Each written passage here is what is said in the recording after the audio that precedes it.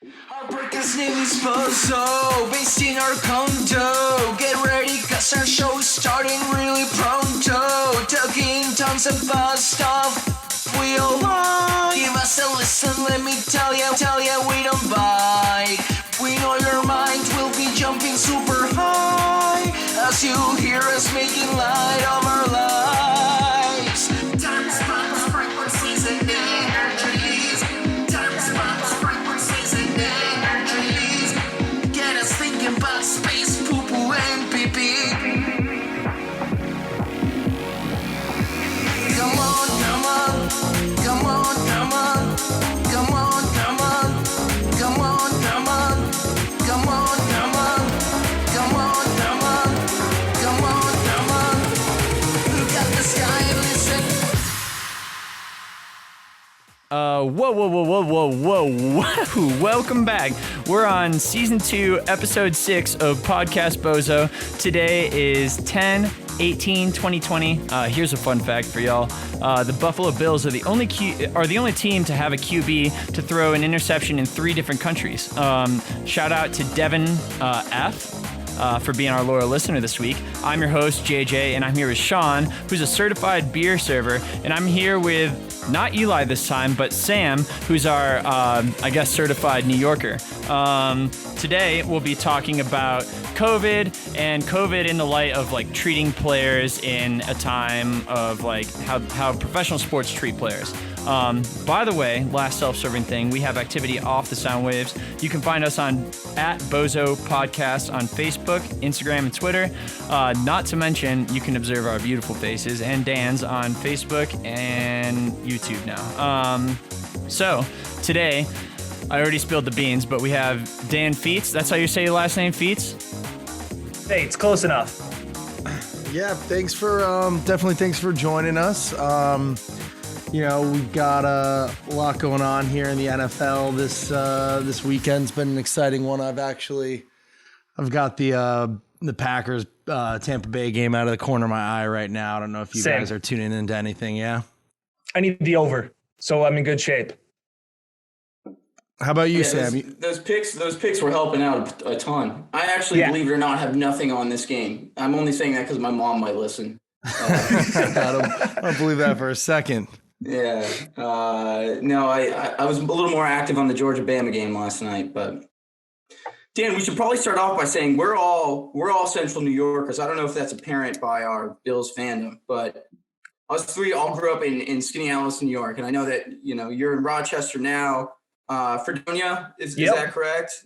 For school, are you born and raised in Upstate? Yeah, born and raised in Rochester, and the only thing I know about Skaneateles, really good hockey team, high school hockey, as well as a beautiful lake that I vacationed at once. And the place had way more money than I'm used to. So that's all I know about Skaneateles. But Bills fans all around, so that's great. Well, how do you think that all 3 of us live very far from the lake? So we're a bit of a walk from there. And coincidentally, none of us played hockey either, so we can't really contribute to either. Ton in common already. Great start. I feel I don't know how long you've been following or how much following of high school sports that you do, but you may remember back in 2011 a very successful soccer program out of Skaneateles High School that won the state championship and was ranked the number 2 team in all of New York State. All 3 of us were a part of that team. It was a pretty big deal. I don't know if you remember that or not. I'd say Sean and I played the biggest roles on that team. Yeah. I was actually just going to talk about the soccer team. I wanted that. That was why I thought I was coming on the pod. That's actually all we're going to talk about today. We're just going to relive our glory days. We're not actually going to talk about any actual professional sports. Yeah, I think we all watched that championship game from the sidelines. Yes, so the 3 of us did. We all got rings, so we state championship rings. It doesn't matter. Sam, you were on crutches, right? Weren't you? I was on crutches, so that's the only reason you were watching. That I played in the games. Yeah. No, you got injured in practice that year, didn't you? No. Regionals. Dan, any high school sports that you want to relive? Any memories you want to relive real quick? I won a state title in hockey back in 2008. So we could all show off our cool Jocelyn rings that we probably all have and have never worn. Yeah. It's not impressive to show people that, I've realized. You like show them like, hey, I won a state championship in high school, and then people Nobody are just cares. immediately disinterested. Yeah, I don't know what's worse, class rings or state championship rings. Like both of them are like are just like immediate repellent of like, yeah, I'm done with this conversation as soon as that gets brought up. Yeah. Especially with females, I've noticed like they're just it's not something that they want to talk about. I really thought it would work. Yeah. Any championship ring that you have to pay for yourself, I just don't think is nearly as impressive. No. Anyways. Well, one day we'll win a championship ring in podcasting, maybe. But yeah, no, that audio start. We have the ability to edit. I'll make it sound way cooler. Yeah, I have a bunch of sound bites of me asking intelligent questions, and so I just play those instead. Context. JJ has an unfair advantage because he edits the podcast and gets to determine which sound clips are played. So he paints himself in a very wonderful light while he likes to harass the rest of us. Yeah, you always got to be nice to the editor. Yeah. I normally don't say anything during the podcast, and I just put in sound bites afterwards. Just take our words out of context. So we're He writes down like, you'll be really great after the fact. Like, this would be great to say. And then just edits it in. I wish I said that in the moment. Right? Live, I'm a mime, but afterwards, I'm a savant at talking. So we got to... I was just going to say, can we get the elephant out of the room and address the Bills football game tomorrow? Because that's what's at the forefront of my mind right now. Yeah, it'll be interesting. We all pick the games here. Like all of our stuff's up on BuffaloPlus.com. We have a Buffalo Plus YouTube channel. Like that's where you can find all the stuff that I cover and on Twitter and stuff like that. So everybody else is picking the Chiefs. I'm leaning Bills, and I bet against the Bills twice already this season. Everybody talks about how the Chiefs are coming off a loss and how they're going to bounce back in such a big way, but the Bills are also coming off a loss where they said they got punched in the mouth. And as you know, the great American philosopher once said, everybody's got a plan until you get punched in the mouth. That philosopher was heavyweight champion Mike Tyson. So he was the first one to kind of come up with that. And I just think this Bills team, look, they didn't lose to the Jets last week or earlier this week. They lost to the Titans, who are undefeated. Like it wasn't that bad of it wasn't that bad of I mean, it didn't look good, but like that happens. Like teams lay eggs. Like the Packers are a great football team. They're getting thumped right now. Like, does that mean that the Packers stink? Like, I don't think so. So I think that the Bills defense isn't, as bad as what they looked against Tennessee. And they were missing two of their biggest starters. They were missing Trey White. They were missing Matt Milano, like the two most important players on the defense. So I don't think this defense is ever going to be as great as it was in years past, but I don't think it's 42 points bad. And I think this Bills offense can find some holes against a really bad Chiefs defense that got lit up by the Raiders, who the Bills also lit up. So I don't know. Right. And one thing I will say about the defense is, like, while I don't expect it to remain as poor as it's been in the first 5 weeks of the season, what I don't quite understand is why can't we expect them to be as good as the other teams? We didn't lose much. We lost Lawson, Shaq Lawson, and Jordan Phillips, but the pieces are still there. And while I understand that, like, it's hard to maintain a number 2 overall defense in the league, like this is just more or less the same roster, filling a couple D linemen here and there, and with Star Lotulelei gone too. But to me, I feel like we can almost expect that defense. So there's two things that are different about this defense. One is that they're just not getting to the quarterback. They're blitzing the second most in the NFL, and they're getting the 6th fewest pressures on quarterback. So when you blitz and don't get pressure, you're screwed. Yeah, you're screwed. So it doesn't matter who's back there. And it's an interesting point that I think there may be too much continuity with this Bills defense. As they talk about offense is how good it is, and everybody knows where they are. But now maybe there's just so much film on this Bills defense. It's been the same coordinator, the same coaches, the same guys that players and smart coaches that get paid to score points can finally go, hey, this is kind of working. They do this a lot. And if we do this could beat them. That's part of it. I think that maybe the continuity is actually the fact that they haven't added anything new hurts them a little bit. And also, the Bills' defense was never as good as what it was. And I mean that as the Bills' offense has been so bad, like so bad, that teams have shown up to Buffalo and played passive. They have played, like the Eagles game last year was a perfect example. Teams would show up to Buffalo to play the Bills, and they'd be like, hey, if we score 20 points, we're good. And they would win. Now teams are emptying everything they have at the Bills because they know their offense is good. So they're like, we've got to score 30. So this defense, I don't think they're as bad as what they are, but I also don't think they were as good as what they were, if that makes sense, because of the offense that has changed. Right. And one thing about Sean McDermott, and we won't go into it like a rabbit hole on tactics and things like that, but he's not there to blow teams out. I feel like he's there to build a lead and then win by like 3. And he's playing prevent defense, and whenever we have a 2-touchdown lead, it's runs up the middle. While I do think we've been a little bit better at being aggressive, like the Miami game where, Josh Allen threw that bomb to John Brown, like that was great, and I loved seeing that. But McDermott loves building that lead and then falling back on his defense. And when you have a lead, you're naturally playing prevent, and then that's where the yards comes. That's where the points come. I get what you mean, because the best offenses rarely have the best defenses, because if they're scoring 35 points, like the other team's going to be throwing the ball. Exactly. And you made 2 points that I've talked about over and over again. It's just the fact that, like, when they were up 19-0 against Houston, or 16-0, I was like, there's just no way that they're going to lose this game. I was there in Houston. Like, dude, this is nuts. Like, they're going to win.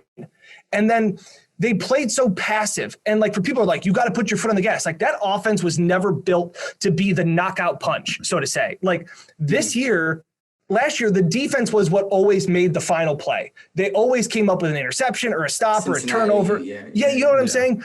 Now it's the offense. Like you said, the Miami game, I thought that was a perfect example. Fitzmagic got going. They were down, and the first play they got the ball, they went 55 yards as a bomb to Diggs. And then when they were up, and then when they were up by 4 with 3 minutes to go, you're like, oh, they're just going to run out the clock. They took a shot to John Brown to really knock him out. Like, this philosophy, and I agree with McDermott's philosophy and what you're saying about McDermott, because he is boring. Like, yes. We talk to him all the time. Like, he's not any more exciting on Zoom calls than what he was in person, but he wants to play those low scoring games. And the NFL across the board, defenses are struggling. Like, it's not just the Bills defense. Like, look at the Cowboys. Like, look at all these other defenses that are giving up 30 plus points a game. So like, it's a weird balancing act on how to judge this defense right now, because it's so different. The no fans, like, this is a defense with Trey White that thrives on crowd noise and everything like that, and jumping up and playing with the snow, and it's like none of that's there. I don't know. Maybe that's part of it too. Yeah. Well, you're certainly right about the pass rush not getting home too. I've seen Jerry get close for like 10 times a game. He doesn't get home. Yep. Anyways, not great. Yeah.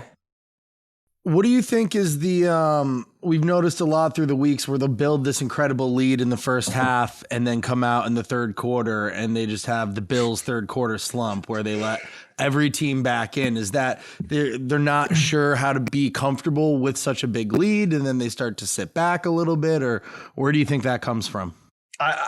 We have asked Sean McDermott, we've asked all the coordinators, we've asked Brian Dable, Leslie Frazier, like, what's the deal in the third quarter? And nobody has an answer. And like, it's just plain as that. And like, you kind of go back to like, well, Sean McVay is obviously a smart enough guy to eventually get something going, but like, I mean, they just had guys running wild when they played the Rams. Like, I don't know. Like, it is very confusing to understand where the Bills have struggled so much. And we've joked around and called it like the Josh Allen experience, like really good in the first half, and then really bad, and then really clutch. Like, it is a ride. I can't take credit for this, but Chris Long, who's a former Eagles player, great guy, he said that watching Josh Allen is like going on a roller coaster on meth. Like, it's just wild. It's so entertaining because every time he receives the snap, you just have no idea how the play will end. No idea. It could be the greatest play that you've seen all week, or it could be a play that you've never seen anyone. It could be a pass you've never seen, a worse pass you've ever seen in NFL football.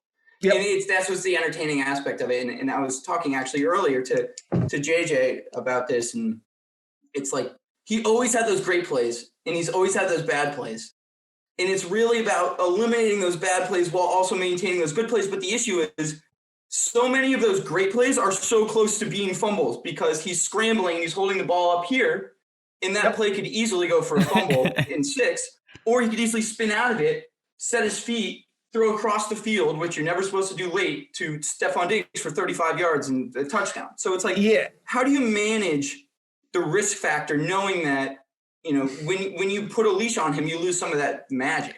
And that's exactly it. Like, I don't think you ever get rid of these head-scratchingly, comically bad plays where it's in Houston and he's lateraling it to nobody, or he's throwing the ball across his body and it's getting intercepted. Like, that is who he is. And with those bad plays come the great plays. Like you said it best. Like I just don't think that you ever tame this guy as to be this like stay-at-home dog or like this captain checkdown. Like, he's just not. He's going to constantly take these big shots. It's all or nothing with Josh. So frustrating to watch. But it's frustrating. It's exciting. It is, like you said, you're on the edge of your seat because you're like, what is going on? And it's funny because I was supposed to go out to his hometown in Firebaugh, California before COVID started. I'd reached out to talk to some of his high school coaches and his high school teachers and all that stuff, and COVID hit and I didn't make it out there. But I still got to talk. I saw the piece you did on that, by the way. It was awesome. Thanks, man. I really appreciate that. Like, I went and still tried Sam, to this isn't a suck up zone. I have to say it was great. Well, I appreciate it, Sam. Like, we can hang out later. Like, we're cool now. Like, none of you guys, none of you guys complimented me, so I'll hang out with Sam. But I like your sweatshirt.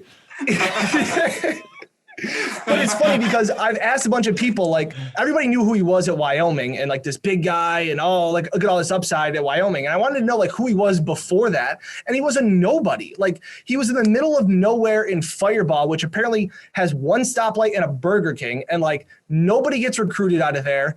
He really didn't go to any of these like high camps because he also played baseball and basketball. So he never did anything. And then one coach gives him a shot and the rest is kind of history. And but all these coaches along the way have said how confident he was. And I got to talk to Josh one-on-one and I was like, how are you confident? Like, when you were a 0-star recruit, when nobody wanted you, when you had to go to junior college, when you had to play at Wyoming, when everybody doubted you. And he just said like, I don't know, it's just like who he is. And like, that's it. And like, the best story I asked his Wyoming head coach, I go, do you have a great story about Josh? And he said that the story he remembers most is his coming into his second year at Wyoming. They were doing a spring practice and they called a play that was supposed to go to the fullback in the flat. It was like a rollout and throw to the fullback. And Josh didn't. And instead he threw across his body, he said 65 yards on a rope to the wide receiver making a post, and he caught it for a touchdown. And the coach pulled him off to the side and goes like, hey, Josh, like, great play, but like, the read is to go to the fullback. And Josh goes, nah, coach, Brett Favre says touchdowns first. And like, that's how his brain thinks. He is Brett Favre. He's going to be the Levi's commercial in like 2040. Yeah. And Brett Favre still threw horrible interceptions when he was 40 years old, like gimping around the field. Like Brett Favre never became Trent Edwards or like this like check down guy. Like, he was a gunslinger till the day he went out. And like, that's how I just feel Josh Allen is. Like, and now he minimized some of those mistakes the first few weeks, but like, you saw it against the Rams, like it was like hike, and then it was just like madness. And you're like, oh, like I thought we took steps forward and like composed, like Aaron Rodgers in the pocket. And so it's awesome. I meid, like I said, I wasn't a huge fan of him when they drafted him. He was a project, and now they seem to be kind of reaping the benefits of the project. Yeah. And I don't want to monopolize the podcast as a guest host, but I just have one more quick point I want to slide in here. Is that you talk about like his confidence in himself being so crucial.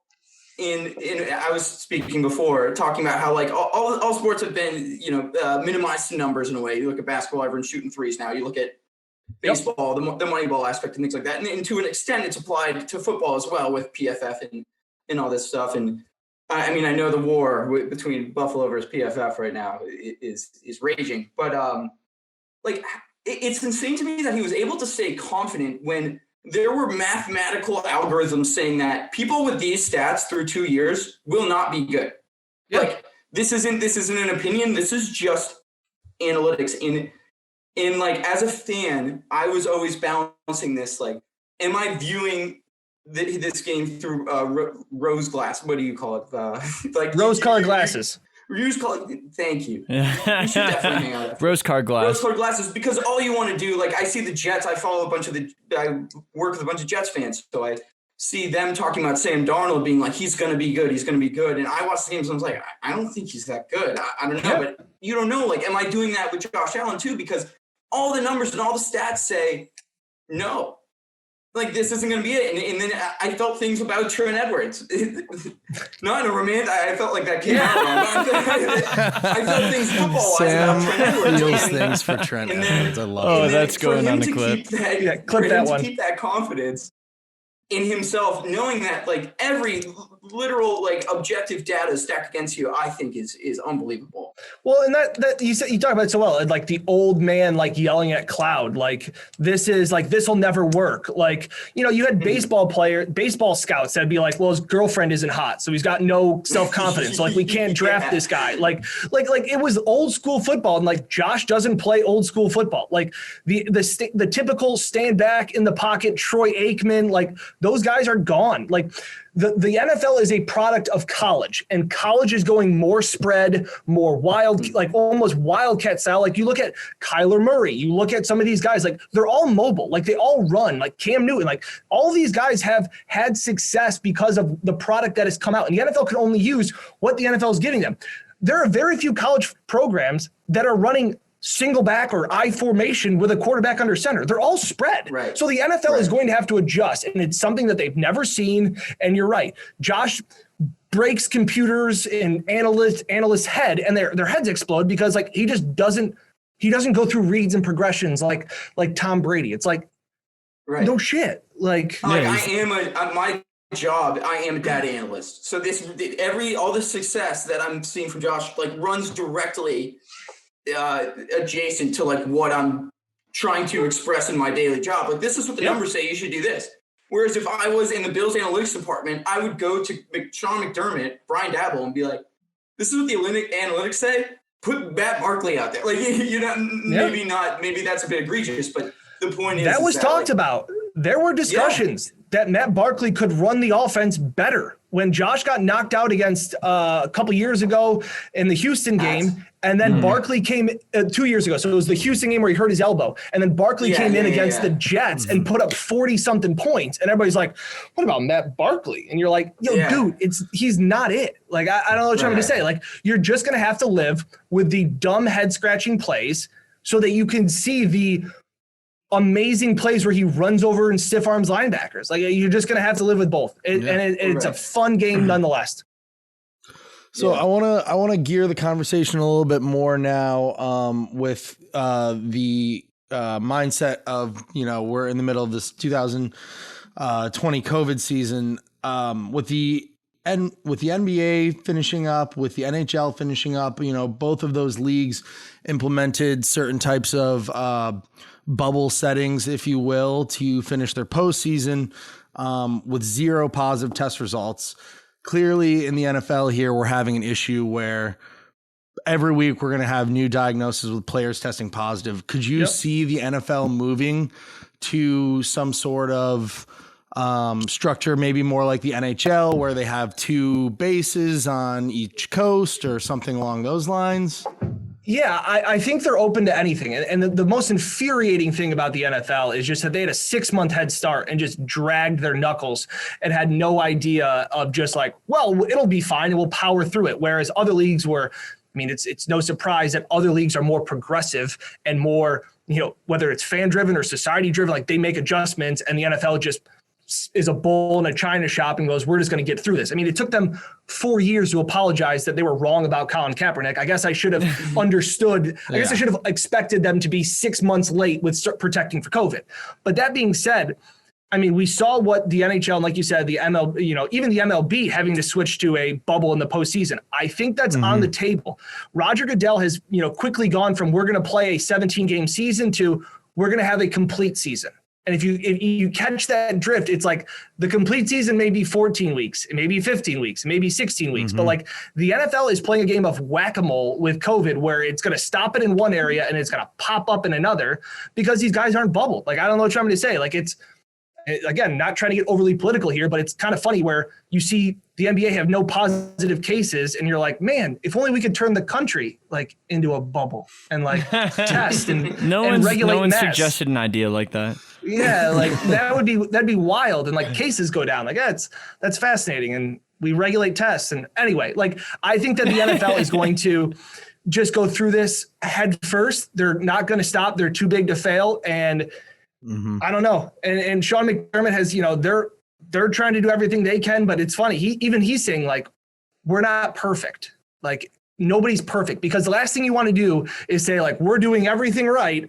And then like 3 players come down with it. And it's like, whoops, like nobody wants to be caught like that. So it's making it an absolute headache for NFL scheduling. I don't know. They're now seeing all these fans that are back at games. I don't know. Like it's weird.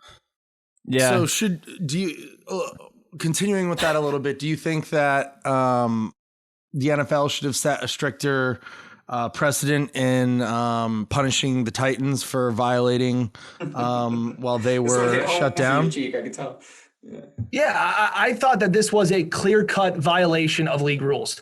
And while some people want to say like they didn't know or anything like that, like you don't do anything without like not like ignorance isn't an excuse. Like the Titans were like, well, we didn't know. And it's like, how did you not know? Like when Tom Brady deflated footballs, he didn't, after he was done, be like, I was unaware that was a rule. It's like, you just can't do that. Like to me, it was a black and white issue. The league says, if you have a positive test, you shut the facility down to stop the spread. You're not allowed to gather.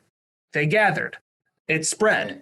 Like, I don't see the gray area. Like whether they want to say, well, we didn't know we could practice inside or outside, like all those things. But to me, at high school, the Titans, pretty much had the NFL season on the brink of collapsing. And for them to be like, well, they didn't know and, they're okay. And, like, I don't know. Like, I thought that my 2 options were, one, you start forfeiting games, but then all of a sudden you're getting player checks. If games are forfeited for some reason, the NFLPA agreed that they wouldn't give a game check, which is like mind-boggling to me, how the NFLPA could be that dumb to agree to something like that.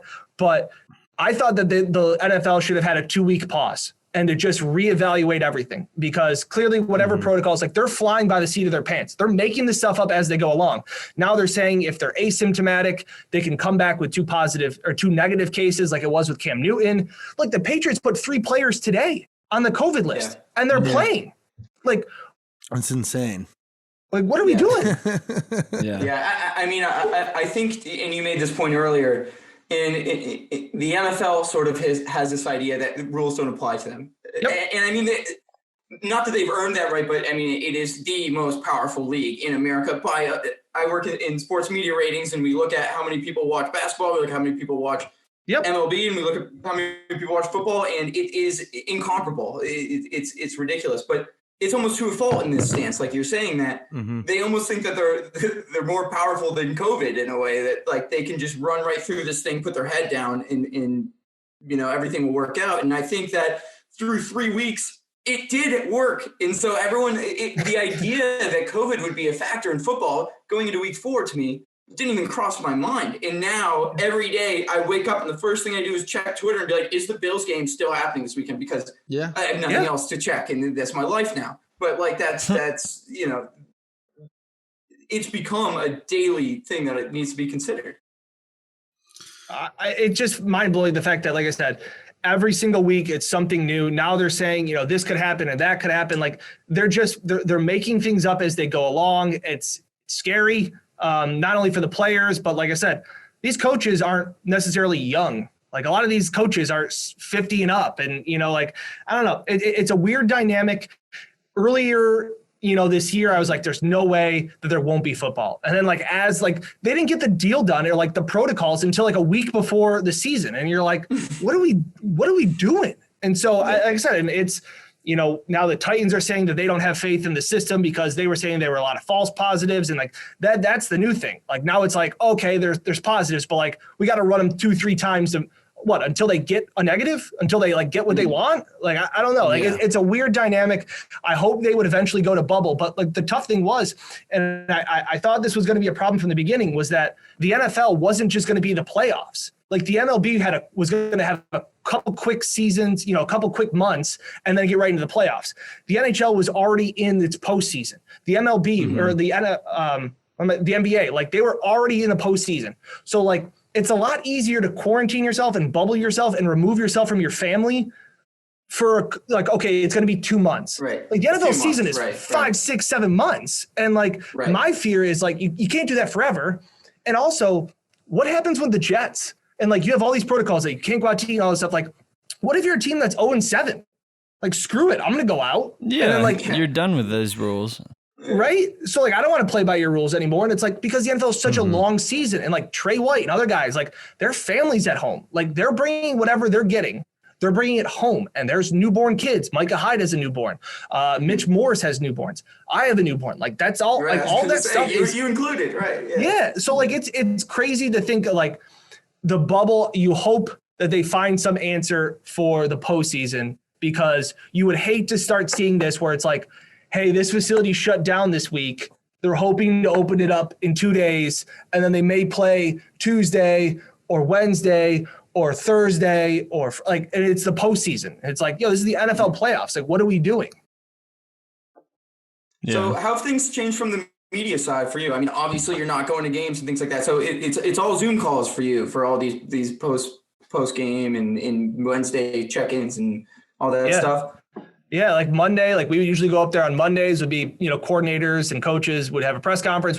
I would go up there, do a report from Buffalo, and then Wednesday would be their big media day. We would shoot practice, and then it'd pretty much be open locker room. They'd have a podium, and usually it would be, it used to be LaShawn McCoy, but that was Tremaine Edmonds. And then you open locker room, and now there's no open locker room. They pretty much tell you who's available. You only allowed one camera person to go to practice. Before I go to practice, I have to fill out a COVID survey, a questionnaire about all the COVID stuff. I get cleared by the team. On the drive-in, I get scanned, temperature check before I can go there. And I'm not even allowed in the facility. I don't have the level of media clearance that if they go inside to practice. So I'm only there if we're outside. So it's like you're working at a military base. Yeah, the Bills have one pool camera that he gets COVID tested. So he'll get tested to make sure that he can go inside the facility to have practice. So like it's wild. We're not traveling, and that's like the best part about the job.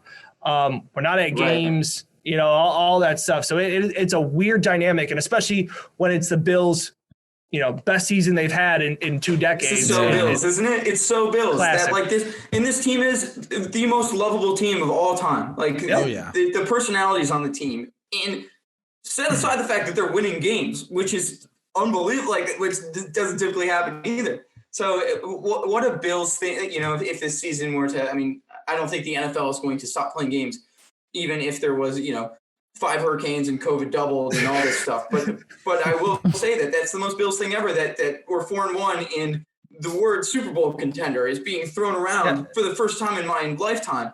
And it's just no fans there. Like, whatever we call that stadium now would have been, going insane. The tables would have been everywhere, debris, right?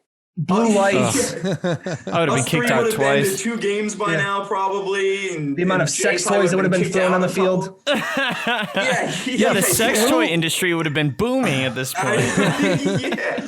They're probably taking the biggest hit. No one talks about that. Little fun fact here: JJ is actually banned from New Era Field. I'm banned from every Bills NFL Stadium. game, period. For what? All right, so obviously you're going to get my subjective side of the story. But sounds like more innocent when he tells the story. But yeah, he's the one that I was wearing a dress. Yeah, no.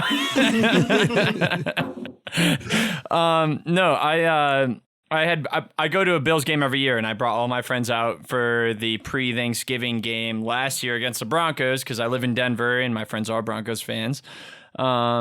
And so we were all like, let's go make the Bills game this year. This will be my game. And so I was like super stoked about everyone being in town, all these pieces coming together. I had a friend who was in law school in Cleveland who drove over.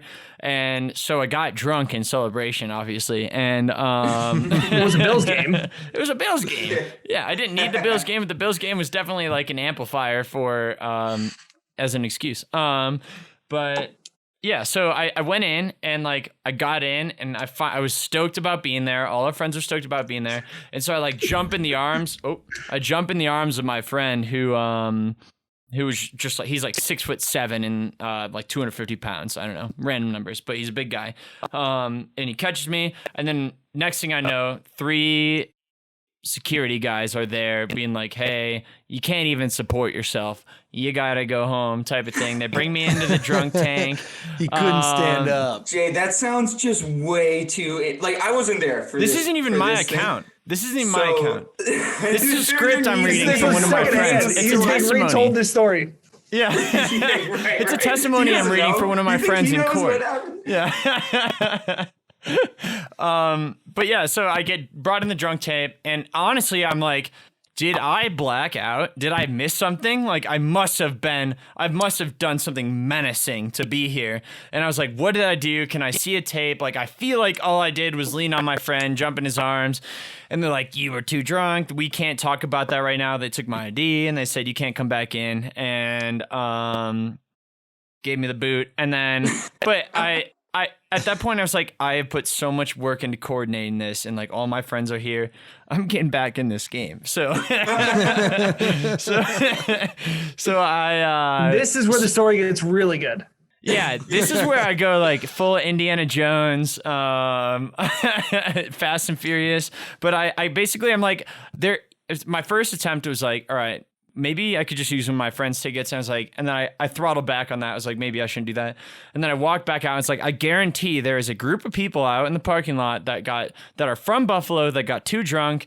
It was $25. You can throw that away pretty easily for a cheap ticket. Like, I bet you they got too drunk and they're not there. So I went out. I found that group. I'm dead sad. I probably have red eyes. I'm pissed off. Like, and I'm out there and I'm like, I made friends with these guys. I was like, all right, here's the deal. Like, I have all my friends in town. Like, can I buy this ticket off you? And they're like, I'm going to paraphrase them, but they're like, fuck yeah, you can take our ticket. And so I took their ticket, and on my way back, I was like, I'm going to get revenge on this Bills staff. And so I grab a bunch of raw weenies from the truck we drove in. We didn't eat all our food, so all these raw weenies, shove them down my pants. Let's clarify, these are hot dogs. Yeah. Yep. Jay's going around grabbing weenies.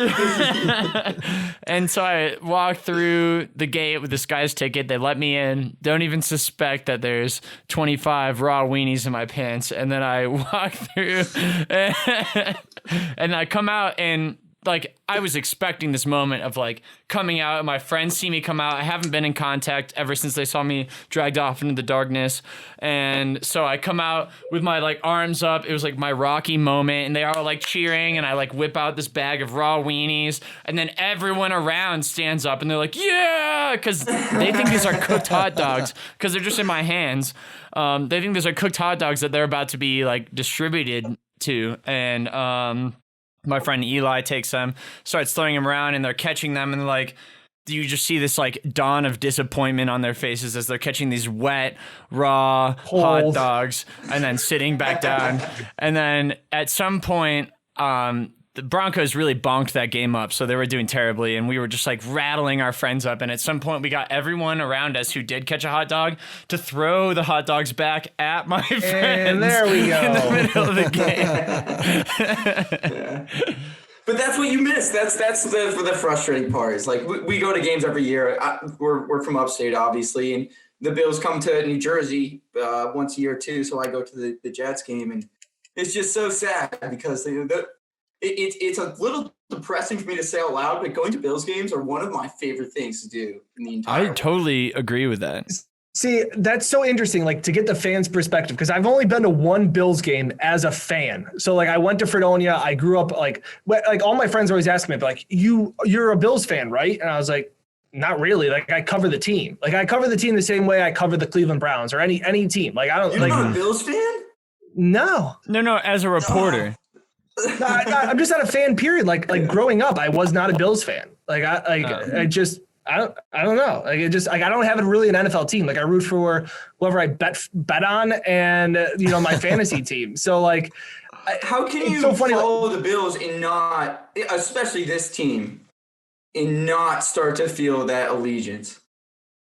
So like I know it's like the dumb cliche, but it's like I really do root for like storylines. Like that was the best part about Rex Ryan. Like I loved that man because he was a story machine. Like I didn't need to have an idea and I could just hold my arms out and then Rex would do something and it would just fall into my arms. And you'd be like, well, that's what I'm doing today.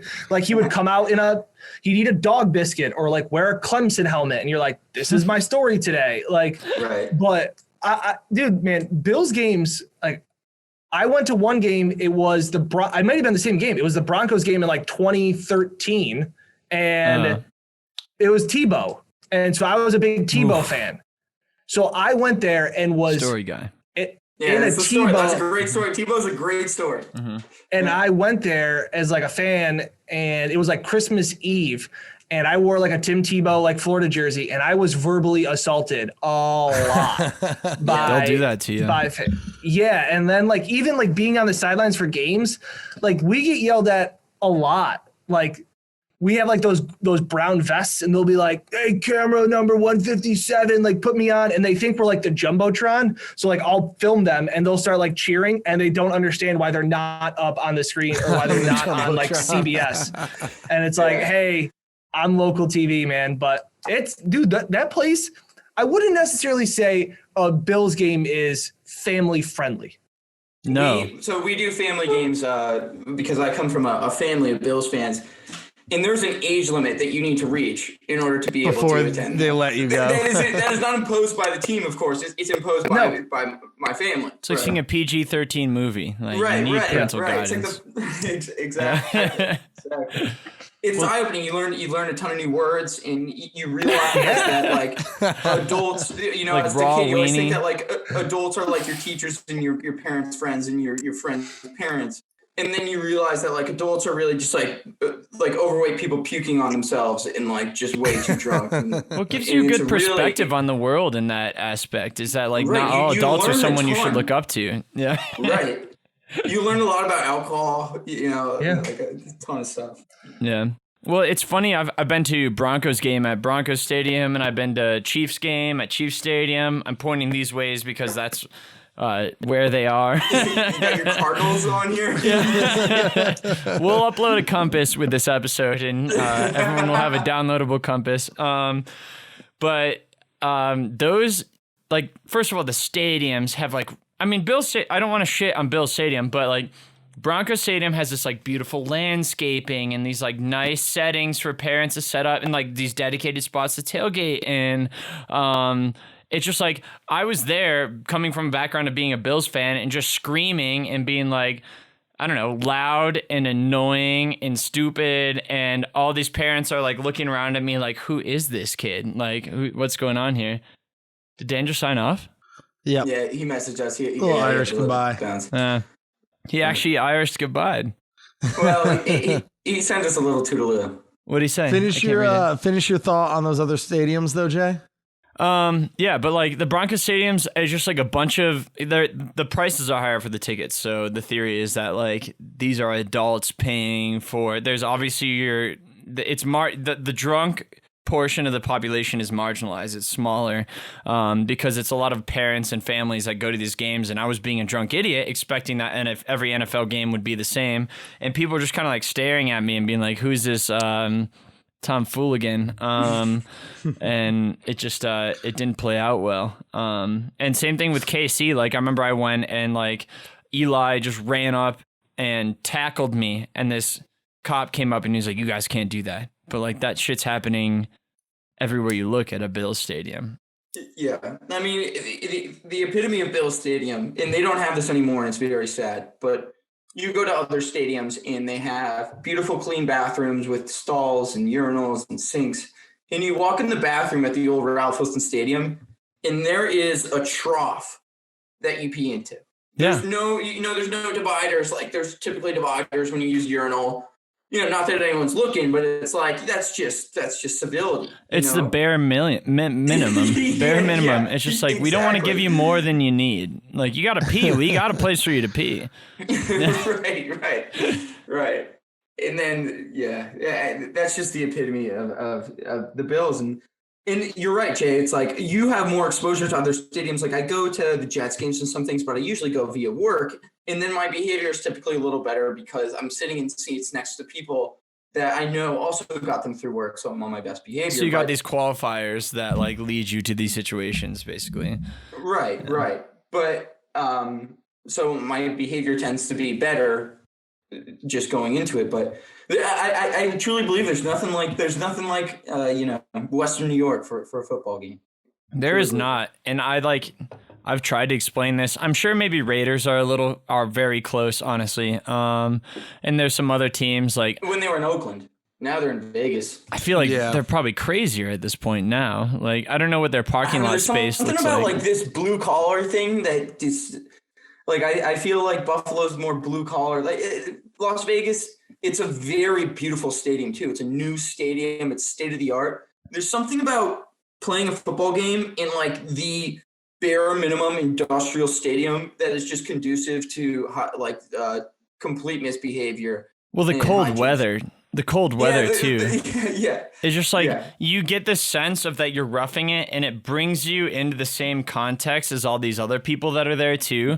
And all of a sudden you feel like these people that you've never met before, you can just walk up to them and sing the Bills song and like drink a beer with them and detonate a beer on your forehead or ketchup on your forehead and tip over porta potties and all that shit. And it gives you that like sense of everyone's kind of struggling with the same thing. And like Green Bay is like a big market team, but they kind of have a similar fan base just because of those elements that affect them. And like, it's this old classic rough and tough style of mentality of football that they like to perpetuate about themselves.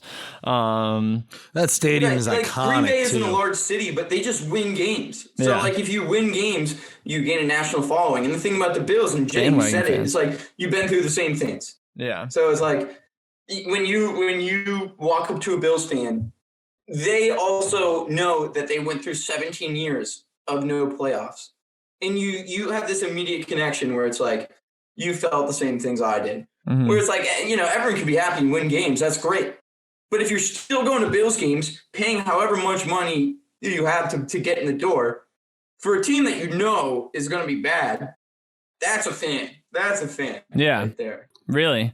Yeah, you're paying that money. You know they're going to lose. Doesn't matter. You're there to fuck shit up, and off the 5% chance that you might win, you're ready to party about it. And it's just... That's what makes winning so fun. It teaches you life lessons. It's like, when you do win, remember those wins. Cherish those wins. Yeah. That is the most Goodell thing I think you could ever say. That's the fun part about winning. You get to learn something. I think one thing the fun part about winning is making another team fucking lose. That's the fun part about winning. That's how Michael Jordan would have put it. He said he doesn't like, it's not about the size of the bet, it's about the fact that he has your money in his pocket. Exactly. He's got your money in his pocket. So that's kind of sick. You guys get more joy out of watching somebody lose than you do about your own. All right, Mr. High and Mighty, I just think we should disclose at this point that Sam Goodell is a descendant of Roger Goodell. And so he's in the family. He's in the family. It's an inside job, and we basically set you up for failure in this episode, Sam. So we're not actually going to release a full episode. We're just going to release idiot sound bites from you. You probably have a ton of those that you could do. No, honestly, you talked... 90% of the time that at the first half of that episode, Cheek and I were just like smiling and like, yeah.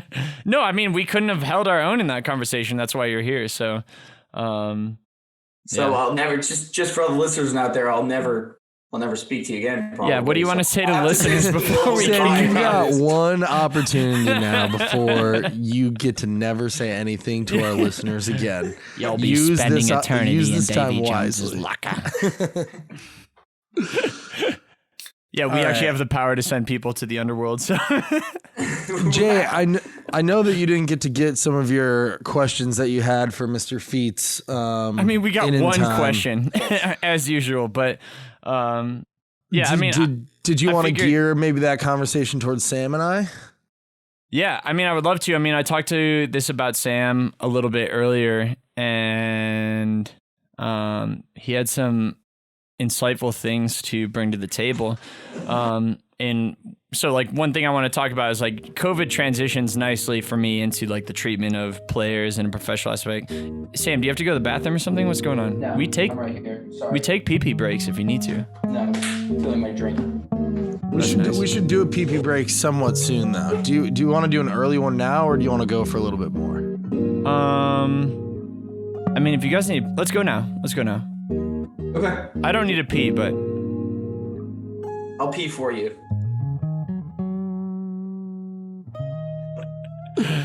All right. Welcome back, bozos, bozalinas, Bozalodres, a la benditos de la noche, a la benditos, a la bozo. Joey Bosa, welcome back. Wow, nice transition. Hola. And now we're talking about football. Let's go. I think there's 2 Bosas in the league. And actually. welcome back to our Spanish special, El Podcast de la Bozo. It's mad caliente. It Muy is caliente. super hot. Yo, I just found out. Goal! I just found out that my roommate's girlfriend tested positive with COVID, which probably means he's going to test positive with COVID. Is that Anne Marie? Yeah. Tell her to give me back my sweatshirt. I don't think she has it. No, she did give it back. I went like 6 months where she had it. Are you sure she? Oh yeah, because you got hammered and blacked out at her apartment and left it there. It's not her fault. That one sounds like it's on you. No, but before I wasn't there. I'm a third-party observer. But if the facts presented to me are true, then that sounds like it's your fault. No. But before I left for that trip, I was like passing her on the road, and I was like, "You're wearing my Winooski sweatshirt." She's like, "It's so comfy." I'm like, "Yeah, I just give it back before I leave for Vermont again," and she never did. And then I came back in December and Cheek, those are the prices of Denver. That's the toll you pay when you go to Denver. You had my water bottle for a really long time too, remember? I still have your earphones. I sent them to your address. They came back and you were like, "Don't worry about it anymore. I'm getting better earphones." Yeah, well now I have fancy AirPods. Oh wow. Yeah, AirPods. I have a hot take about AirPods. I'll keep it quick. I think they're unbelievably pretentious. Because people all right, walk your around time's with over. them, Cheek, how was your week this week? Implicitly asking you, like, am I listening to you or am I listening to something else? You have no idea.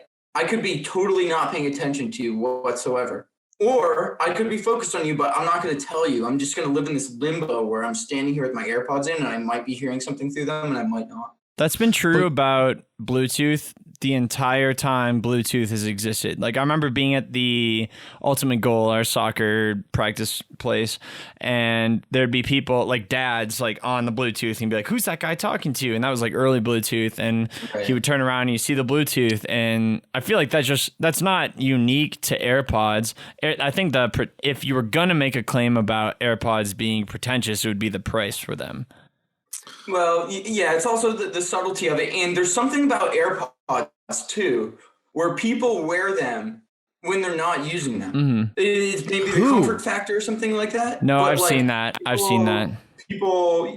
People wear them all the time. And then do you speak to them or do you assume that they're listening to something even though they're giving you no indication whether there's sound coming through that or not? In that case, I have witnessed that where I've been like, I've said something, they turn, they have an AirPod in. I'm like, "Oh, sorry, you listen to music?" And they'll be like, "No."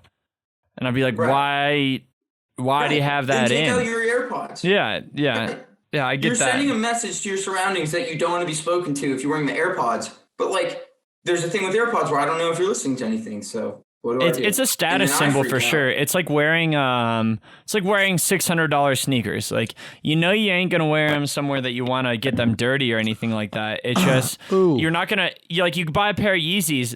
They're built like sports shoes. They're built like shoes that you should play around on the basketball court or something like that. But they're not actually used for that thing. They're used as a status symbol, And same thing with like super nice sweatpants or something like that, like $600 Drake sweatpants. Lululemon. Excuse me for interrupting here, guys. We do have some breaking news. Eli Rovit. Well, Dan Fetes is not back. Good riddance. Eli Rovit just messaged us, who is usually our third co-host, and he says, "Hope it's going smooth, you dinguses. Let everyone know I pooped myself in my dream last night."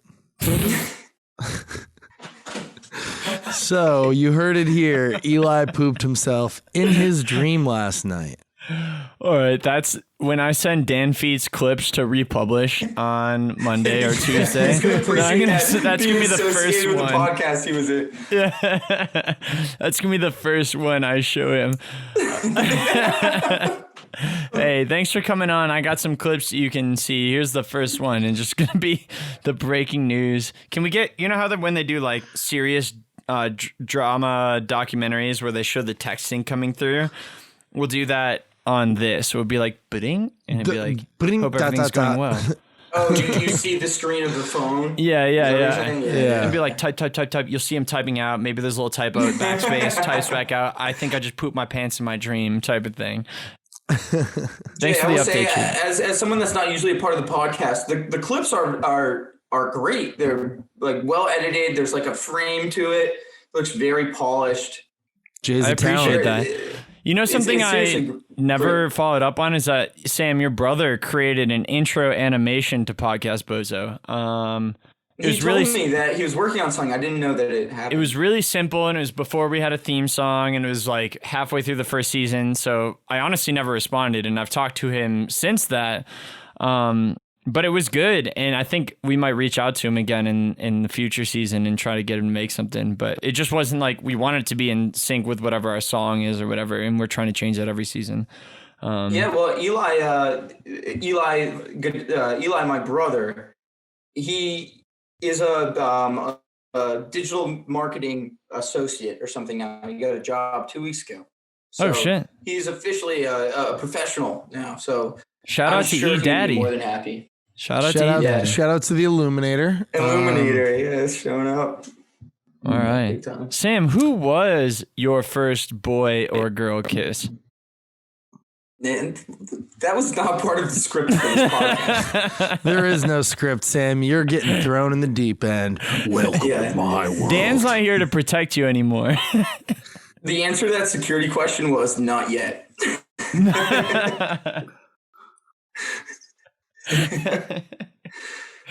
And I will not be commenting further on that topic. All right. So, Cheek, who do you think it is?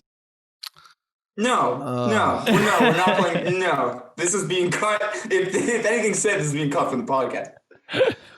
Do you mean besides me? Besides you, yeah. It might have been you for all I know. You don't count as the first kiss. We might have, something might have happened accidentally. We were drunk. Some tussle. Yeah. It was an experimental phase. There was a lot of mud and raw meat and muscle milk. Like, I didn't know what happened in the middle of that. Jay, tons of muscle milk.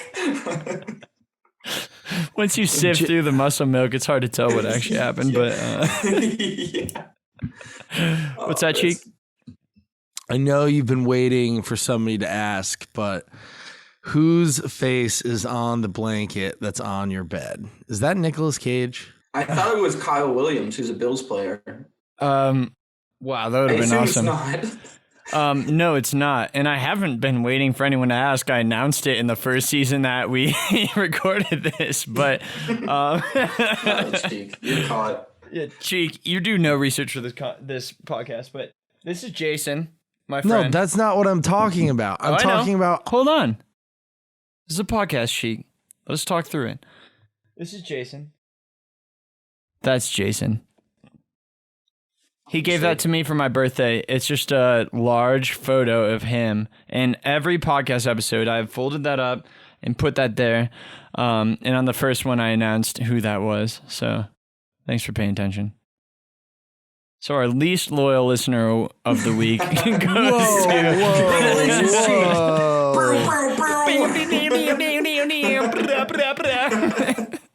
Worst listener.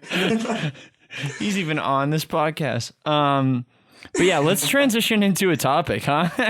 We never got to talk about Cheek turning into a mollusk. But we never got to talk about. We talked a little bit about. I mean, we talked a lot about the Bills. And we talked a little bit about COVID. Cheek, did you have any more things that you wanted to cover about COVID before we transitioned?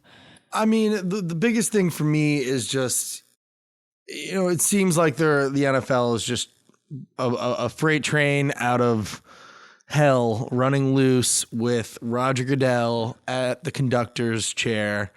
And it's just so surprising to me that they wouldn't try and adapt a different structure for combating the spread of COVID, because clearly whatever is happening right now is not working. And I don't know. It's a life-threatening disease. Like, it seems like you think that they have the money, they have the resources. You would hope that they would maybe take it a little bit more seriously. Sam, did you have a response to that? Yeah, I mean, one thing I will say is that and I mentioned this to Jay earlier. And this is sort of sad, so spoiler alert if you want to mute right now. But if you think sports are purely about competition and people loving the game and wanting to win, then I'm sorry to say that you're completely wrong. Sports are about making money. The first thing that they want to do is make money. The last thing they want to do is make money.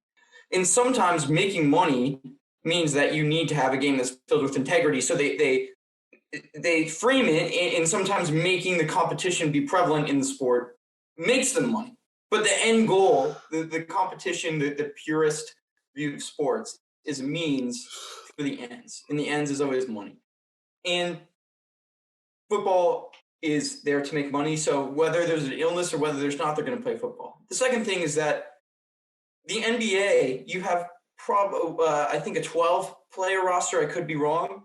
And then I understand that argument. Logistically, it's much simpler for these smaller leagues and smaller teams to be able to fit inside of a bubble.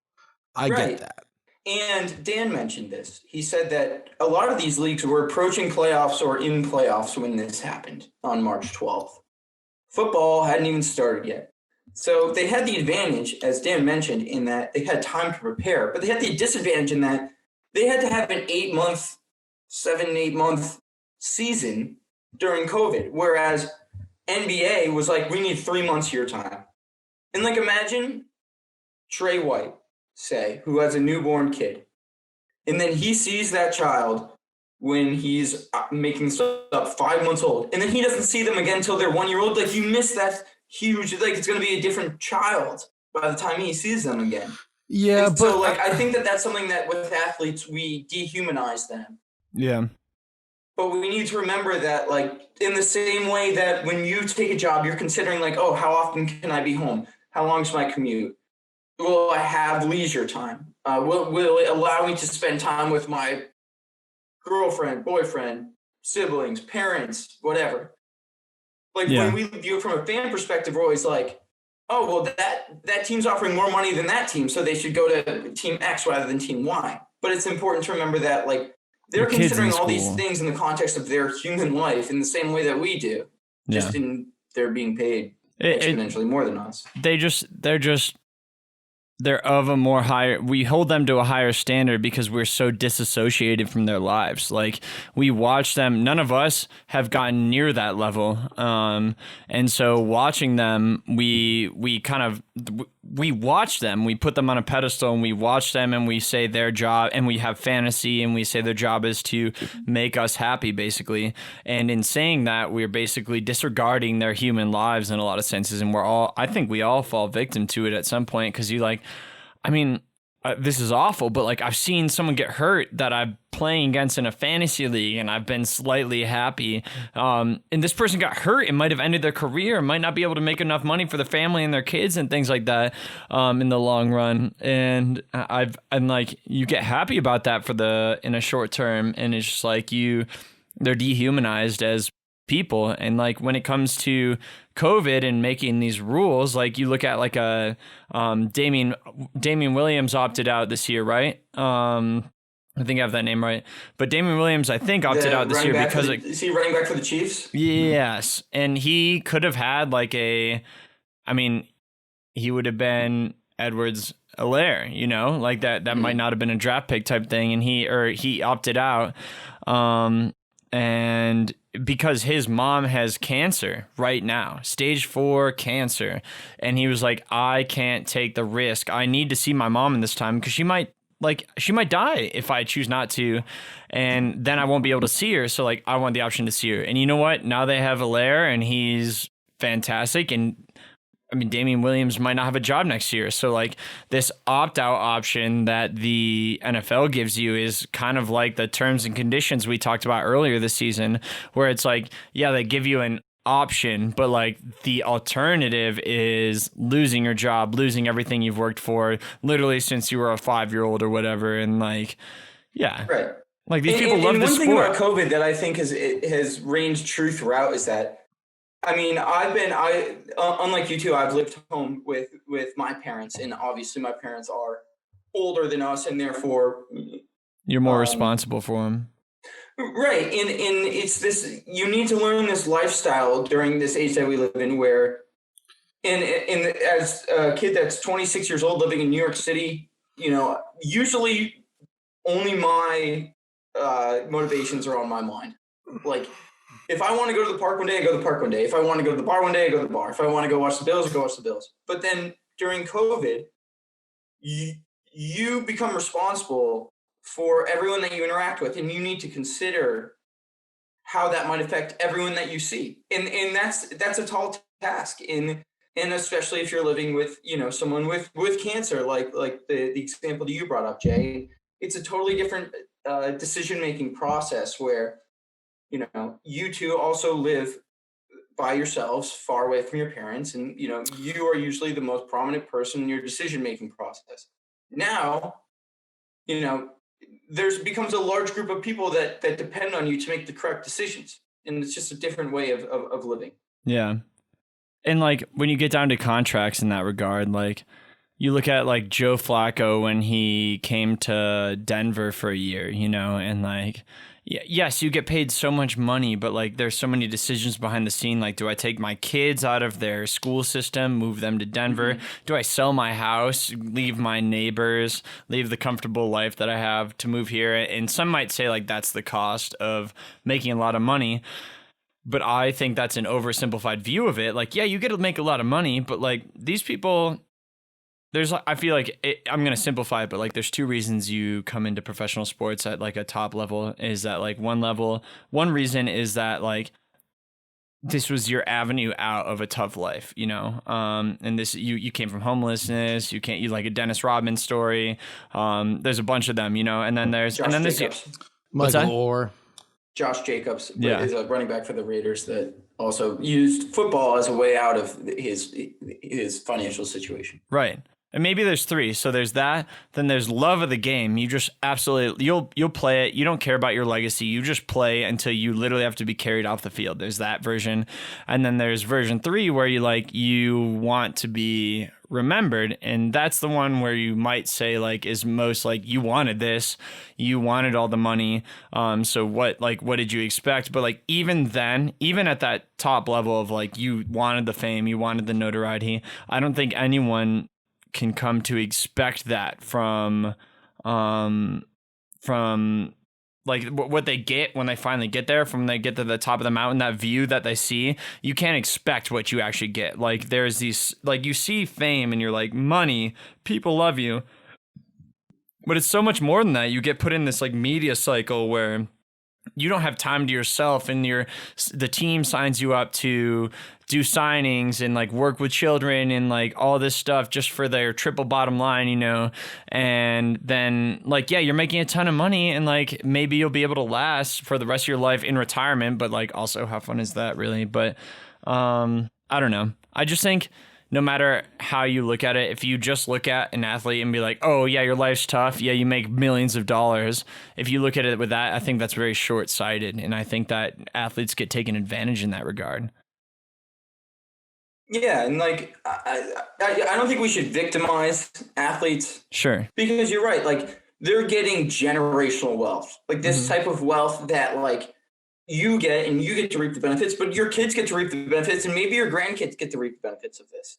So like there are certainly upsides, but it's important to contextualize, like you said. And remember that, you know, when somebody signs with the Bills, they're also dragging their kids there. They're dragging their wife or their husband there, and they're setting up a new life there. And these are things that we would consider when we take any job. But when we look at athletes, you just expect that out of them. Like, oh, you know, this is, you know, you're going to Buffalo, you got signed there. They offered you the most money, of course. That's what we do. Yeah. And I don't expect it to change. Like, I don't think necessarily it should change, but maybe there should be an educational background in terms of like, I mean, there's a lot of players who don't really factor in the risk of them getting hurt and their careers ending, you know?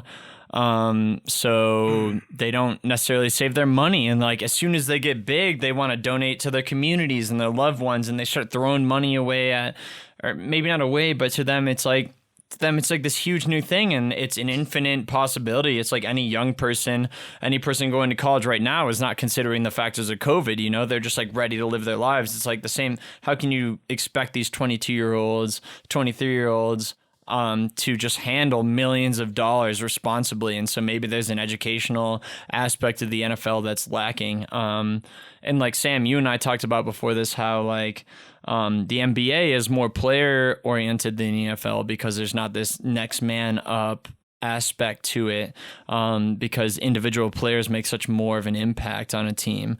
And how do you, like, I don't know, do you have any idea how you implement that into an NFL situation where like it is a Moneyball type atmosphere? Well, it's inherent to the sport, right? It's that when you play basketball, you have 5 players on the court, and if you look back at who's won the NBA championship over the last 20 years, you'll notice there's a top 5 player, top 3 player potentially on every single one of those teams until you get to like the Pistons, who won in like the early 2000s, because star power matters in football, and that doesn't necessarily apply to the NFL. If you look at NFL, the disproportionate importance of positions comes into play big time, in the sense that if you have a good quarterback, you're going to win games. If you don't have a good quarterback, you're going to lose games. Look at the Bears. The Bears have an incredible roster. They have Allen Robinson, who's a top wide receiver. They have Khalil Mack, who's one of the best pass rushers, and they have a great defense and all this stuff. But they have Mitch Trubisky at quarterback. They have Nick Foles now at quarterback, who's their backup. And yeah, I think that they're actually 5-1 now, which is obviously a great record in what the Bills are going to be after this week. But I think that they won today. But like that. But they're not a good team. They didn't win. They did win. They won. They did win. But everyone knows that they're not a good football team. In the odds, if you were to bet on the Bears from the Super Bowl, you would get an incredible payback because Vegas knows that there's no chance that they're going to win. Mm-hmm. And that's the problem. Is like people said that about Big Dick Nick before. True. But it honestly, not to get too technical about it, but it comes into the rookie pay scale, where a couple or probably 10 years ago now, right before when Sam Bradford got drafted, rookies were being paid incredible amounts of money when they got drafted.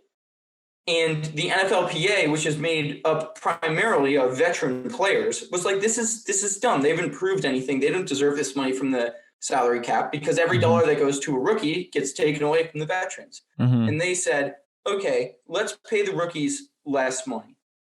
And then that was part of the deal under the new CBA in the NFL. Now here's what's happening with the economics of football. Rookies become so important to a team in second year and third year and fourth year players, because they're getting paid less money, substantially less money than veterans are for that first contract.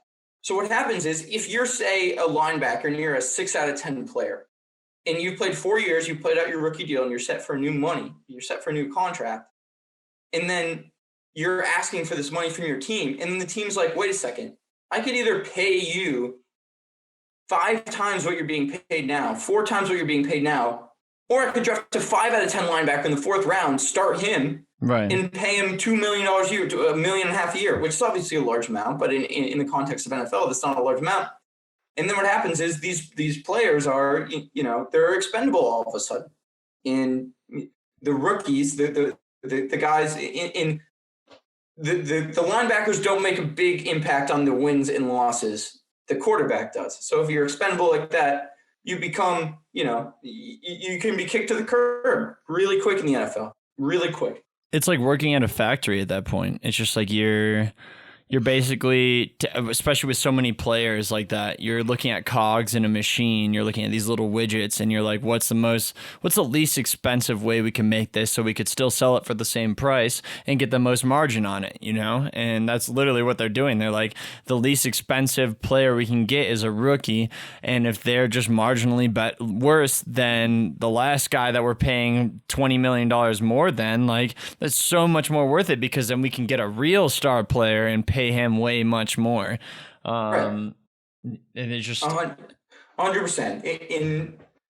And like, even if you do pay, say you do pay that 6 out of 10 player, there's always the chance he gets hurt and can never play again. That's inherent to the sport of football. right. So it's like anyone could get hurt, so might as well pay the guy less, and he could get hurt too and not play for you, but at least your sunk cost is much less. Yeah. So the economics of this new CBA agreement, it's ironic because the veterans are trying to help out themselves. They're like, why are we paying the rookies so much? We want more money as veterans. And then all of a sudden, the veterans are getting screwed because they want these big contracts now but then they're like, well, we can only pay a 4th round rookie this much.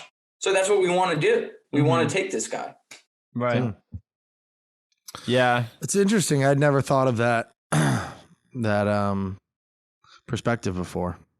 Yeah, it's Sam has really good perspectives. That's why we brought him on. I got mad perspective. Yeah.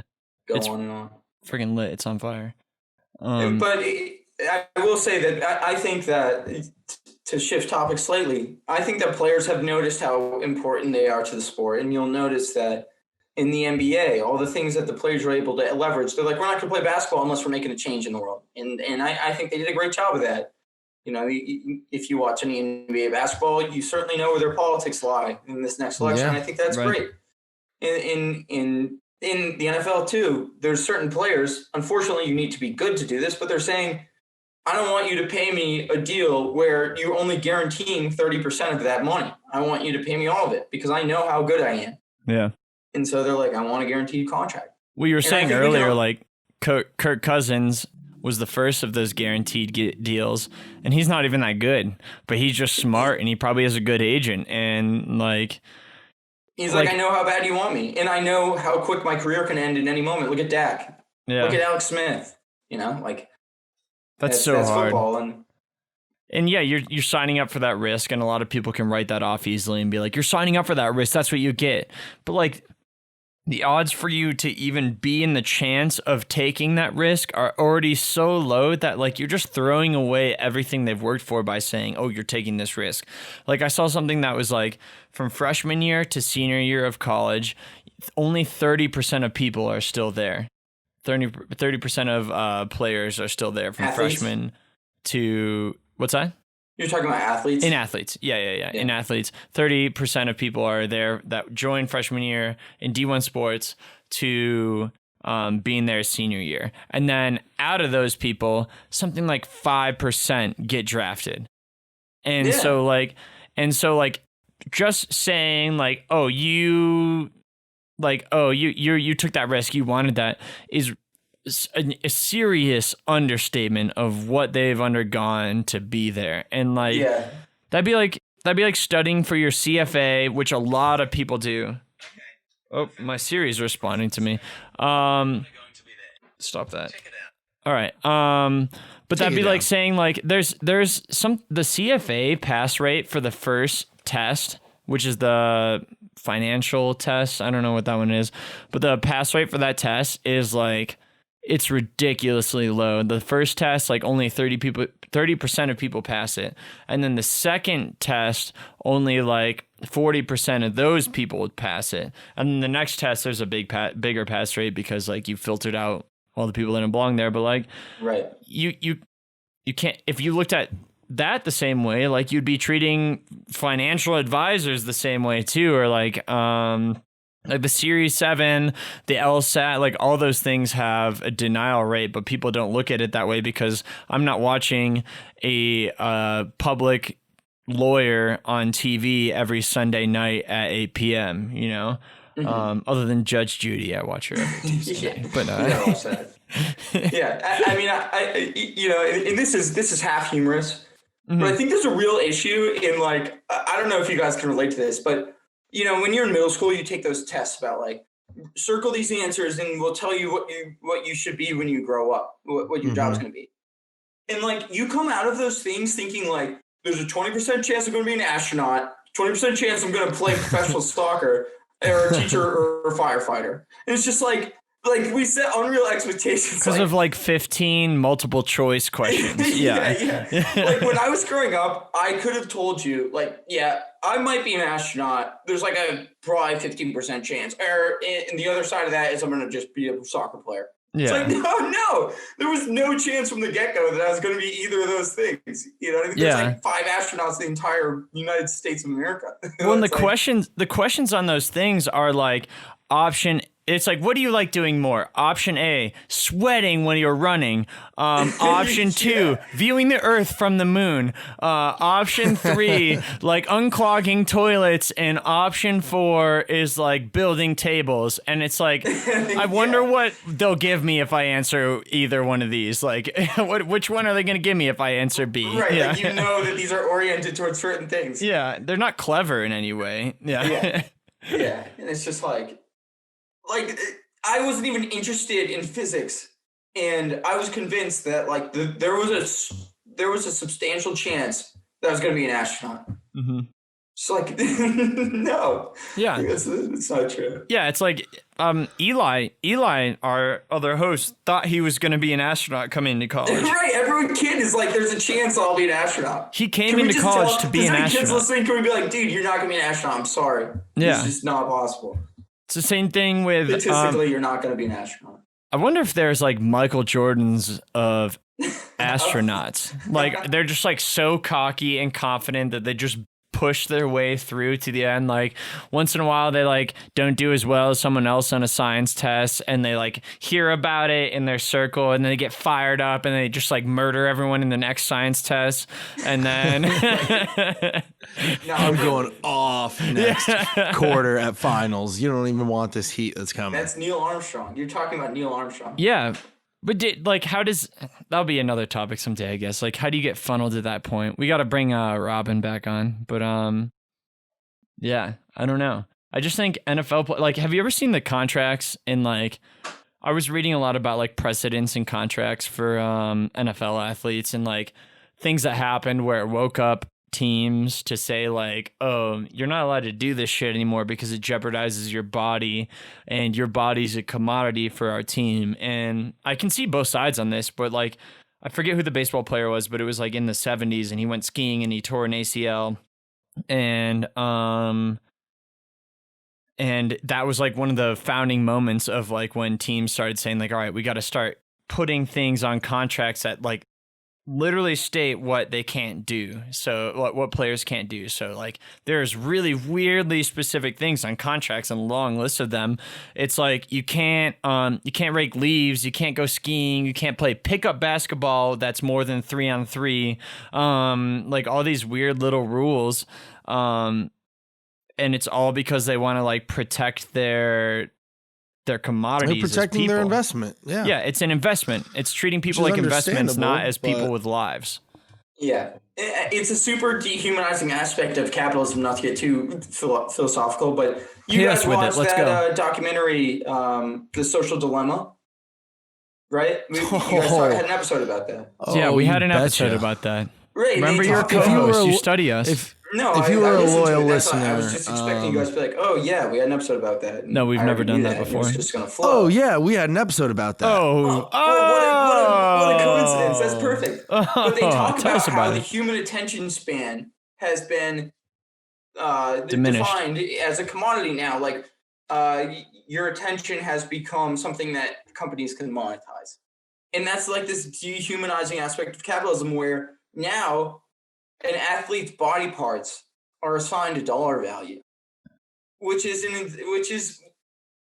like it fits the theory of capitalism, but does it fit like the ethics of capitalism? People's I don't know lives, if capitalism yeah. has any ethics, but it's interesting how you can define like human things as worth money. You know? The market will correct, all right? The market will correct. What regrets to the mean? The market always corrects itself. You know, we're in a little bit of a lull right now. Just The invisible teensy hand weensy will little just take care lull. of Yeah, all this stuff. yeah. It's like the same reason Taylor Swift needed to insure her legs. Like, yeah, that's a little silly and a little stupid, but like there is an honest. I mean, the music industry is a whole nother thing I'd like to get into sometime, but it's similar in a lot of aspects where these like you take advantage of, like Taylor Swift went through the same thing. Like a lot of young artists go through the same thing where like big record companies take advantage of these young naive kids who are like don't understand the value of their talent and get taken advantage of, and they lose rights of their songs and things like that. But going back to what I was originally saying is like Taylor Swift insured her legs because they are like honest. Her look is in a value to her performance, and like her performance is a value to her number value in terms of net worth. Yeah, that's 100% correct. Yeah.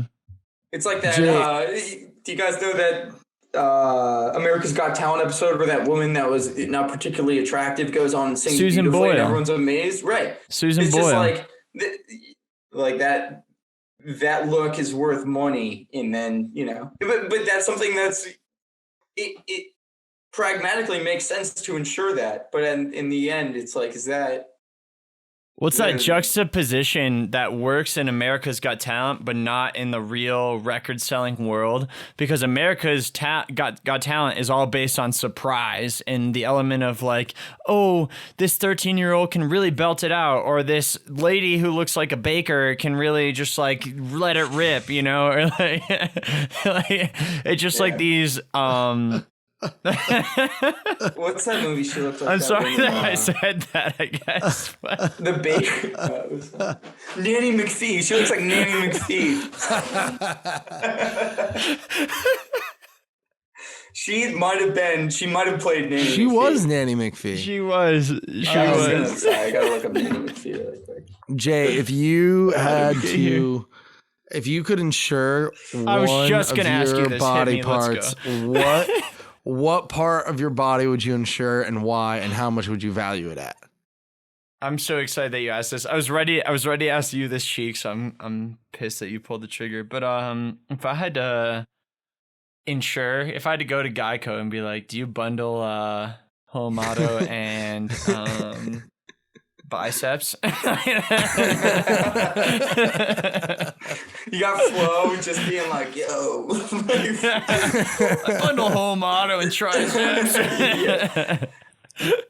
I don't know. It wouldn't be my butt because I basically just have legs attached to hips. It wouldn't be my thighs. I don't know if I run through the BPs. If you guys want to hear me run through all the body parts I have, I'd say my hair, I guess. My hair is my biggest asset. That's what I would have picked for you. Yeah. You got a nice flow, Jay. Cheek, how about you? Thanks, guys. Wait, what are you valuing your hair at? It depends how big this podcast gets and how much I'll do some analytics at some point. I'll put a heat map on our tracking page, and it will track where people are looking the most. And if they're looking at my hair the most on this podcast, then that might cost like a lot of money. Jay, I need you to crunch some numbers on a certain device that you have. Yeah. I can crunch some. I'm looking forward to numbers. crunching some numbers on your computer. I wish you could help me, but I can't. I would say about 35 million. I think that is a year. A fair assessment. Yeah. Cheek, how about you? I'm glad you asked. I think for me, I think that for me, it would either be my one dimple that I have. Mm-hmm. Bring it closer to the camera. Closer to the camera. Or Ching. Your I'm mustache. gonna put a shiny noise on that. I don't have a mustache. I shaved it. I know you did, but that would have been my choice for you. But it's more like the ability to grow it is honestly a value in itself. Mm-hmm. Exactly. Other than that, I have a very juicy and tight and firm booty. Batushka? So, yeah, it's either my batushka or my dimple, and I would value both of those things at $15.5 million a year. Would you go for insuring or copywriting when it came to your batushka? Ooh, I'm gonna insure my batushka. I'm gonna copyright the dimple. All right. Business-wise, that makes a lot of sense. Sam, what's your I don't answer? know. I think probably my left leg. My left leg is substantially longer than my right leg, and my left foot is a size and a half bigger than my right foot. So like I can't go to like Foot Locker and say I'm 7.5 because my right foot is a 7.5, and that's embarrassing to tell them. Like, yo, my foot size is 7.5. So my left foot is an 8.5. So as long as I keep my left leg intact, I will never have to admit that I wear like a children's shoe. Oh, I see. It's about preserving an image.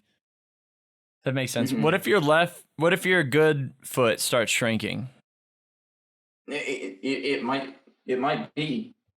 It's frustrating because my right shoe is just way too big. It's huge. Is it worth it though to cover it up? What about soccer cleats or like ski boots? Well, that's why I don't know if you guys know this about me, but whenever I played soccer, I'd wear 3 pairs of socks on my right foot. But not on your left. Do you pull the move if you do go into a Foot Locker and find a pair of shoes you like? You have to make sure that they have both a 7.5 and an 8.5 and like a skeevy little perv. No, because then you need to buy 2 pairs of shoes. If you're a skeevy little perv, you take the 7.5 and put it in the 8.5 box, and then you just check out. So you check out. Yeah, see, that's the difference between you and I, Cheek. That's why our first kiss never went anywhere, because you're a skeevy little perv, and I just never did that stuff. That's why Cheek's a successful podcast host, and you're not. Yeah, and that's why I'm just some scrub you guys bring on once a year. Talk too much with Dan and scare him off. What does somebody who doesn't run a podcast do with a microphone all day? What's your day to day? What's it like not having a successful podcast? Yeah, it's miserable. You guys wouldn't even be able to compute the life I live. But you know why I did? Because it comes back to the AirPods, right? I didn't want AirPods. I think Bluetooth is kind of stupid. Why connect something with like some invisible airwave where you can just use a wire that works every time? So my phone was on the fritz a couple weeks ago. I'll keep this short because this isn't interesting. And then I brought it into Verizon. I had an iPhone 6. I was like, hey guys, Can I have another one of these? I just want another iPhone 6. I want the headphone jack. I like my phone the way it is. I like the home button. And they laughed at me. They were like, dude, look at this kid with size 7 right foot.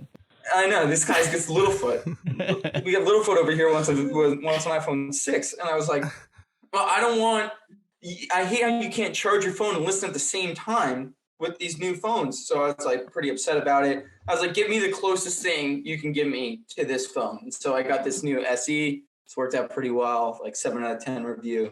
It's been pretty great. But the problem is that I have this headphone jack, which is an auxiliary cord, and my Bluetooth headphones, the microphone stinks. So I was like, I think I just need to buy a real microphone. So instead of AirPods, I have this, and it works brilliant. It makes me talk more during meetings because you hear your voice in it, and it doesn't even matter what you're saying. It's just like you sound like you know what you're talking about. So you talk more. You look like you know what you're doing. You have a microphone in front of you, and I don't need stupid AirPods. So it's win-win-win, and it's been a great experience so far. I would recommend buying a microphone to everybody. It's changed my life more than I expected that it would. Well, I think we lost Sam. Yeah. Anyway, Thanks for that. That was an interesting rant. It was interesting. I'm sorry. Right, Microphones do make you feel good. I put the monitoring on in mine. I don't know if you do that, Cheek, where you can hear your own voice as you talk, and it just makes you feel prominent in your ears. I just said that. This is my own idea. Sam, this is JJ's podcast. You're just hearing what I'm saying. Like I'm expressing these ideas. And Sam's moving his hands a lot, but I don't see I much think his coming from his audio. waves. Yeah. I think his audio is a little broken. Sam, I think your audio is broken, so I feel like you can feel safe saying something like maybe rap the weather or something like that. Should I scat? Is my time to scat? No one can hear you anyway, so maybe just scat the weather. Well, if I couldn't hear you, then I wouldn't be able to hear that request anyway. So the logic of this request is completely collapsed upon itself.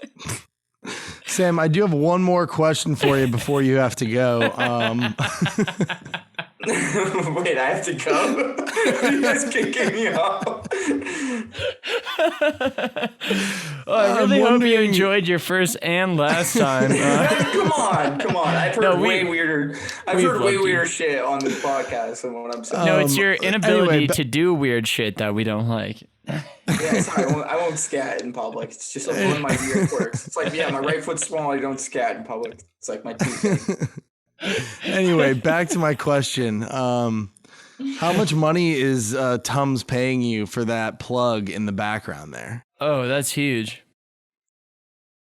Are we gonna have to post on YouTube that we are being monetized? And on a scale of 1 to 10, how bad was your heartburn today?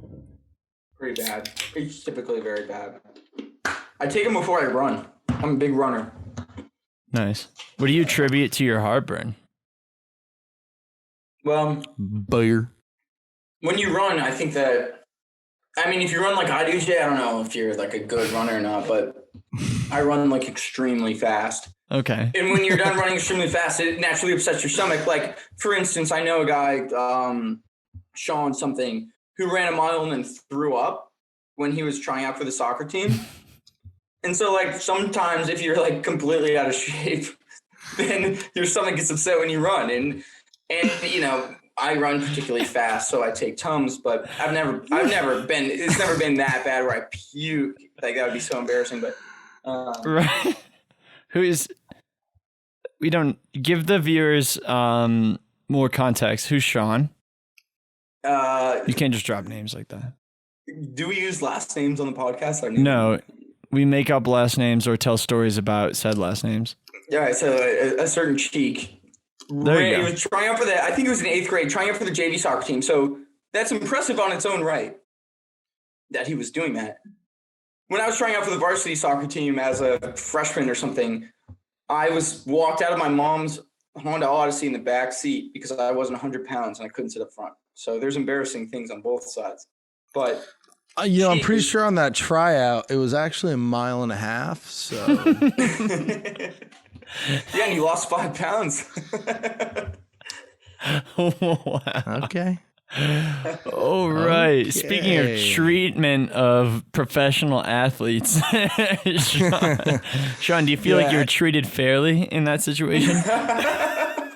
Thank you for asking. I was completely taken advantage of and treated completely unfairly. When trying out for a particular sports team, I think that it's important to, regard one's ability at that sport maybe before, how far they can do a standing long jump or maybe run 1.5 miles without throwing up. You're not going to get in trouble if you throw up in the middle of a soccer game. Run 1.5 miles and just don't throw up at the end. It was just like, do it without throwing up. I'm never maybe if I had some Tums beforehand, yeah, that's what I'm saying. That would have been good. Would have been good to go. All right, so I have a question for both of you guys, actually. We won't scout the news into you, do. What's that? Go ahead. All right. So I don't know if you guys ever, I'm speaking from my perspective here, where as a child, you had a dream of like potentially becoming a professional athlete when you were an adult? Did that ever cross your mind when you were 7 or 8? I'm sure it did. It's been so long since I had those dreams, but I'm sure But it Jay, did. maybe you were an incredible skier. Like maybe skiing was the thing that you wanted to do or something like that. Sure. I'll go along with it. I mean, I just wasn't as good at sports as you were, so I never really had the chance. I mean, you were an incredible track athlete too. Like you were one of the best in the team, but like, when was that moment? It's too bad you were sneaking off and smoking weed all the time and couldn't go anywhere. Yeah, me and Coco you should have LaBouche were tons. smoking cigs on the corner, so it never worked out for my professional career. But go ahead. I get what you're saying. Like I was never good enough, and track wasn't my passion. Track was the thing I did to get out of the gym, and I just happened to be okay with it. But I get what you're saying. Like I voted for you for captain of the modified lacrosse team. What's that? I voted for you to be captain of the modified lacrosse team. Thank you. Who is the coach? Sam, that are year? you going to get anywhere with these questions? Or No. what? I appreciate these questions because they're tooting my horn, and I think maybe the only clip I release this week will be that Sam voted for me as modified captain. But who's the? You. But the question is like, when was that moment for you guys where you're like, I'm never going to be a professional athlete, and I need to rethink my entire future because I was banking on this, and it's clearly not going to happen. Probably when I threw up after trying to run a mile and a half. It wasn't just the vomit that projected from him; it was also his hopes and dreams. Yeah. It was a sad day. Life. It was a sad day for Spread out in sure. Austin Park. When he spewed his guts metaphorically and physically onto that field, and all of your innards, both tangible and non-tangible. how else can we say this? We're on the concrete. Yeah, so Cheek, eighth I hope you grade, enjoyed being on this podcast this week. 8th grade, August 13th, Skinny Alice High School. I threw up on the side of the track. And You heard it here, folks. I lost all hopes and dreams. We should send this to Coach Moss. You want to say anything in apology to Coach Moss? Sorry for bringing you a state championship in 2011. Yeah, you're single-handedly. Cheek and I, honestly, you guys would have been nothing without us. I didn't do anything. I can't even. Yeah, you had a broken foot.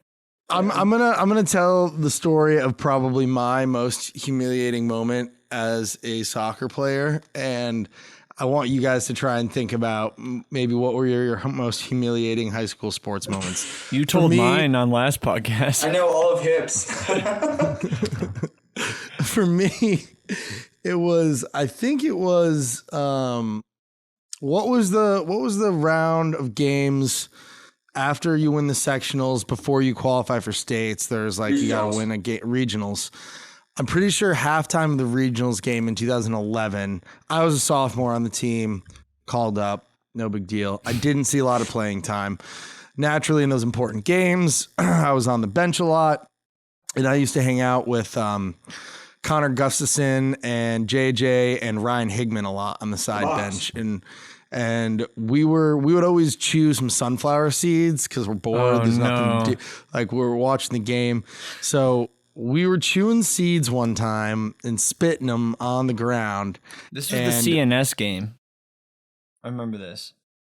No, so this is a different scenario, but I know what you're talking about. Okay, sorry. We were chewing seeds, and Coach Dower, our goalie coach, who's a very intense person, came over and says, "Sean, put those seeds away. These guys are getting off at halftime. Make sure those waters are full." He was asking me to fill the waters for the players coming off the field because I hadn't done anything productive that half, that I might as well fill the waters for the players who are thirsty. What a cruel thing to say as a coach. Like, honestly, being like, well, fuck me. Like, come on. Like, how can you make someone feel more insignificant? Don't we have a water boy? Like, you're asking me to do that? Like, well, to be fair, we don't have a water boy. But there's like little kids running around catching the balls. My dad is taking their jobs. So like, can't they just take the time to fill the water since my dad is collecting all the missed balls? I don't know. That is really humiliating. I feel like humiliating. It is humiliating. I won't argue that point. If I had to Anyway, think I of made sure those guys were well hydrated. You guys in my life, Cheek, you supported that team hydration wise. I mean, you're just as big as a contributor to the state championship as anyone who played, because anyone who played was well hydrated. So And that's why I got a ring. that's why you got a ring, baby. I don't know why I got a ring. You're glad you did it. You're glad you filled up the water. If you hadn't, we wouldn't have won that state championship. Yeah, we would have lost like 3 We would have rounds. ended up in the hospital. Yeah. With a heat stroke. I know that sucks. Sam didn't have a water boy at that time. Yeah, Cheek, where the hell were you? Where was Coach Dower? I think that was the year you guys didn't invite me to camp. Yeah, probably. It wasn't that we didn't mean to. We just forgot about you. It's probably the year you stole the rollerblades from backyard hockey. All right. Anyway, so do you have a humiliating moment like that, Sam? I don't know. It doesn't have to be from soccer. It could be from any of the other sports. I was playing a baseball game, and I was a great baseball player. That was not my strong suit, but I loved playing baseball. Like, I loved the sport. Going back to the love of the game that Jay, you were talking about earlier, I loved the game of baseball, but I just wasn't very great at it.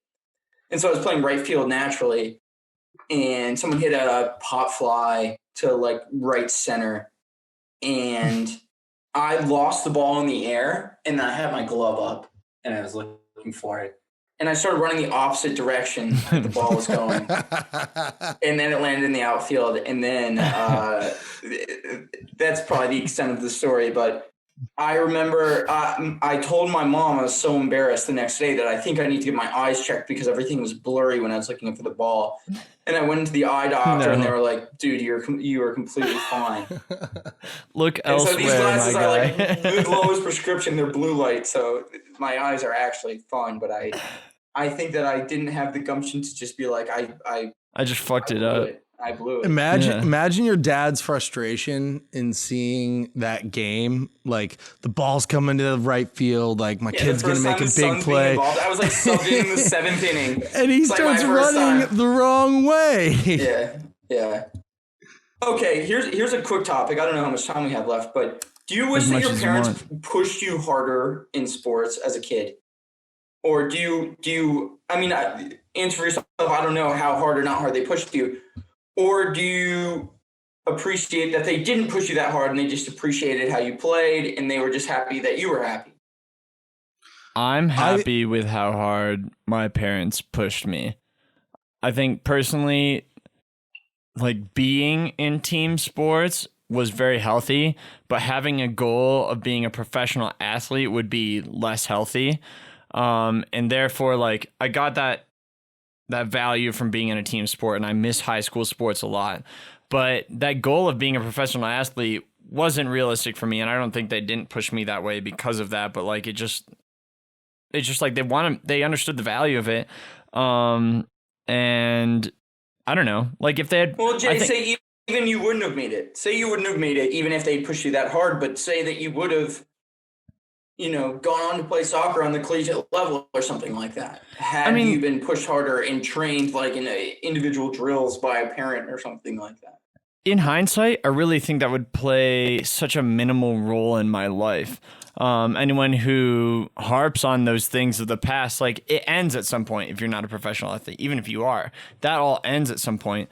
The things that I'm happy that I like learned from my family are like characteristics of myself, and like, obviously there are some things I disagree with, like growing up and stuff like that. But in terms of like sports, like, I'm happy with how involved they made me. I don't like it when people are like, you shouldn't push your kids to be in sports at all, because I think there is there's an inherent value to that. But I don't think there is a value to being a trophy dad or whatever you call those guys, or who like are at like they're at their, I almost named someone, but I'll leave it out. But they're at their kids' practices, and they're just like super over involved. They're trying to speak over the coaches and stuff like that.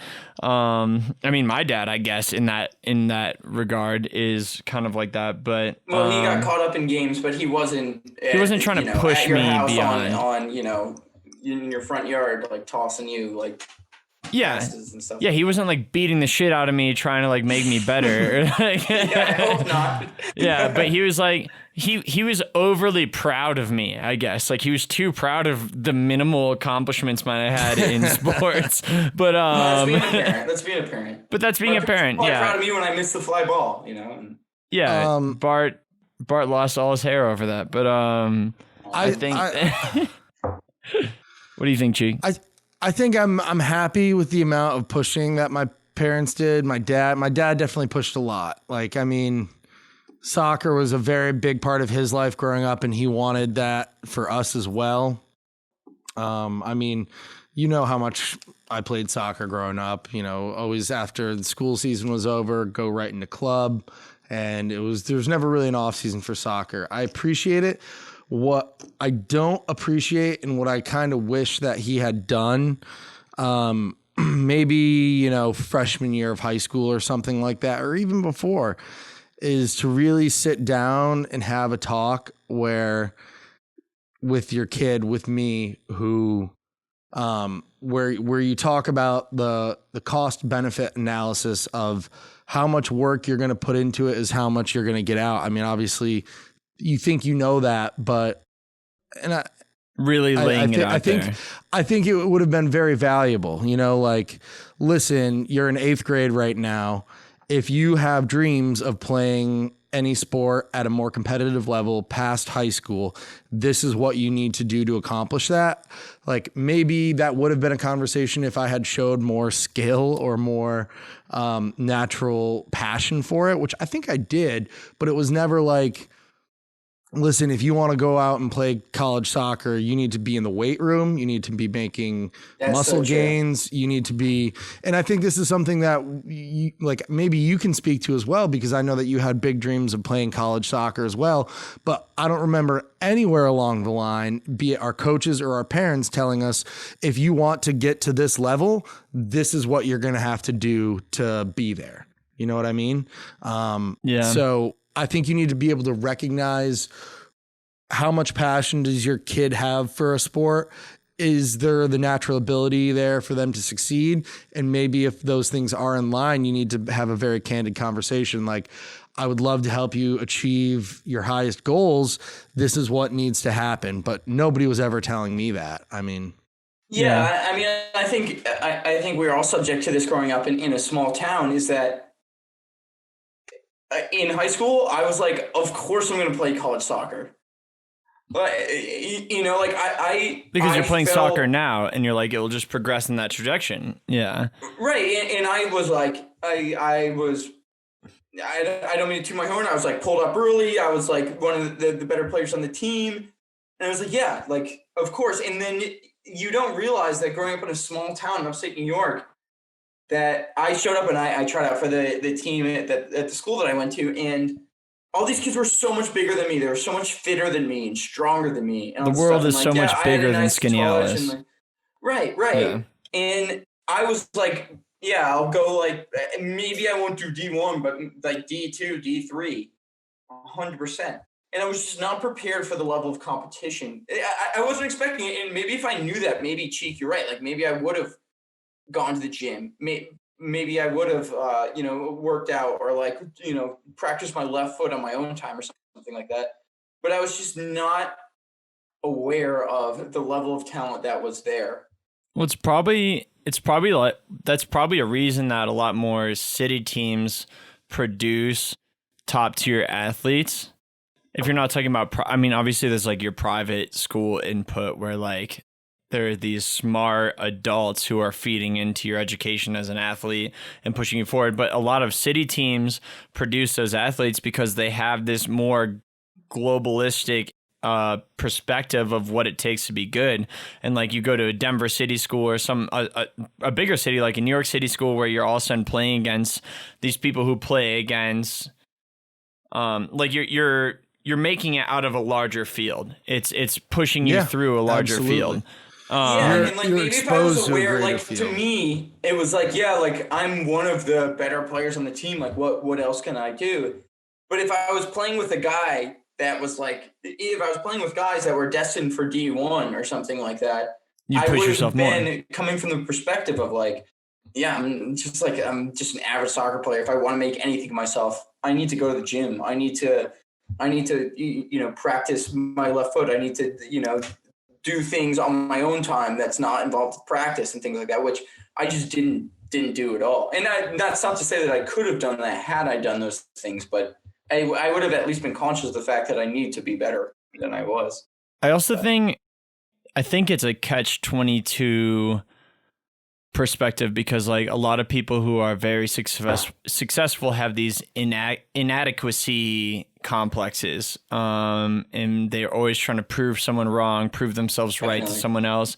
And yes, you might look at them and say there's these ultra successful people, but that doesn't necessarily equate happiness because like they've been taught that nothing they will do will ever be good enough to make people happy, and so they keep pushing to that top level type of thing, and most people won't reach that, and you just end up having this unhappiness like deep down inside you. And yeah, like I might look at you if you're a D1 athlete or a top 30 running back and say like I wish I was that athletic, but like these people are taught they're not satisfied with themselves. Yeah, and it's like that whole concept of like not having material goods and not like achievements don't make people happy. It's like it's the inside of you that makes you happy. And so I'm glad that I wasn't taught throughout my life to be that mentality, because I think that's a tragic struggle. But it would have made you great, right? What if your parents were always like, Jay, you could have done this, or you could have done that, or like you could have been better at this, and then but that's you would your have parents' been goals. dissatisfied at yourself, and then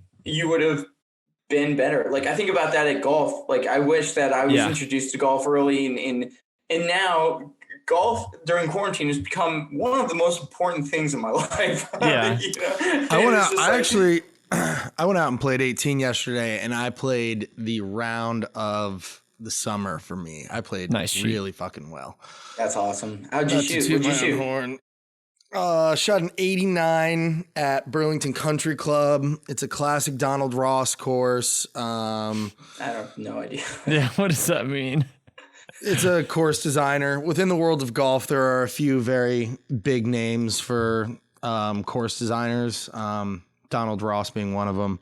I had 3 beautiful birdie opportunities. Couldn't sink the putts, but I was making a lot of pars. I was driving the ball long. I'm a long hitter. If you ever play with me, good luck keeping up. How far do you drive it on average, do you think?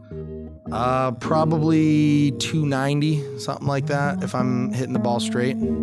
That's about where I hit it. Can we cut this 10 seconds? What's that? Huh? I have to pee so bad. Yeah, I need to pee really bad too. Tinky break number 2. A number 2. A number 2.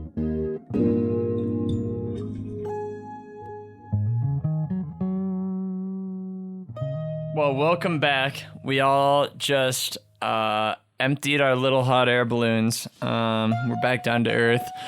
And we were talking about golf in this case. And Cheek hits it really far, and he has huge muscles. And Cheek, how far do you drive a golf ball? 295. On average, around 290. I think my farthest drive I've seen is 320, something like that. Where'd you do that? I've got a big stick. I've got, not to toot my own horn. A lot of people use the 150 yard mark. What club do you use for 150 as a good marker of how long of a player you are? I use a pitching wedge at 150. Yeah, I use a 9. I use a 9. I use a 9 at 185. I'm sure you're stronger than me. That's Cheek, what do you use a 9 at? Me to know. 9, I can hit a 9, 165, 170 on a good day if I'm playing my power draw. I won't ask that, but I think I use my 9 at a 180.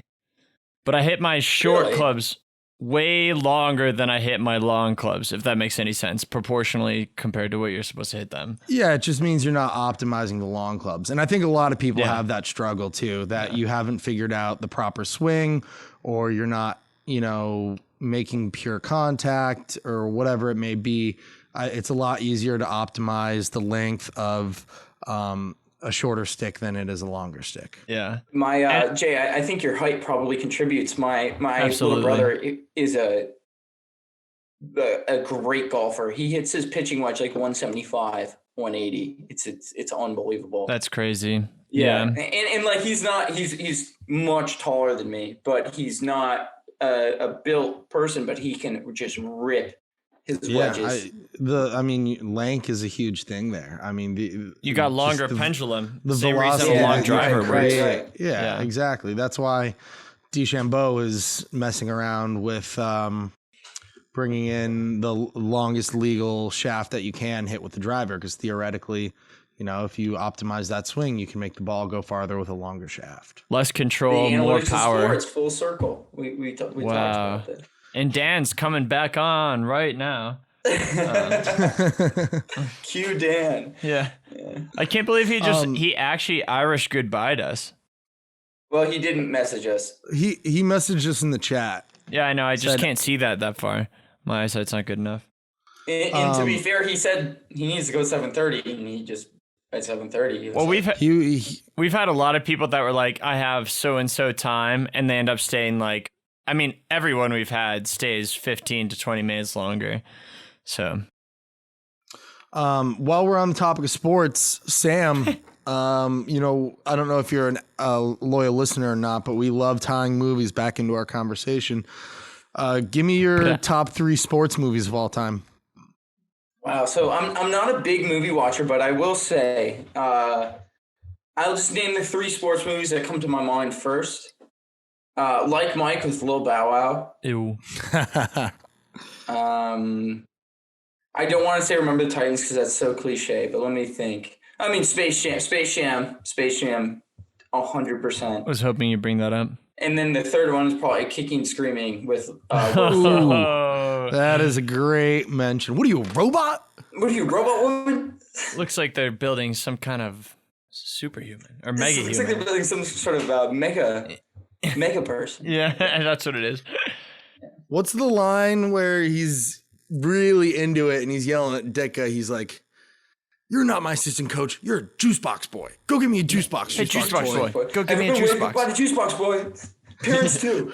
Parents too, wave goodbye."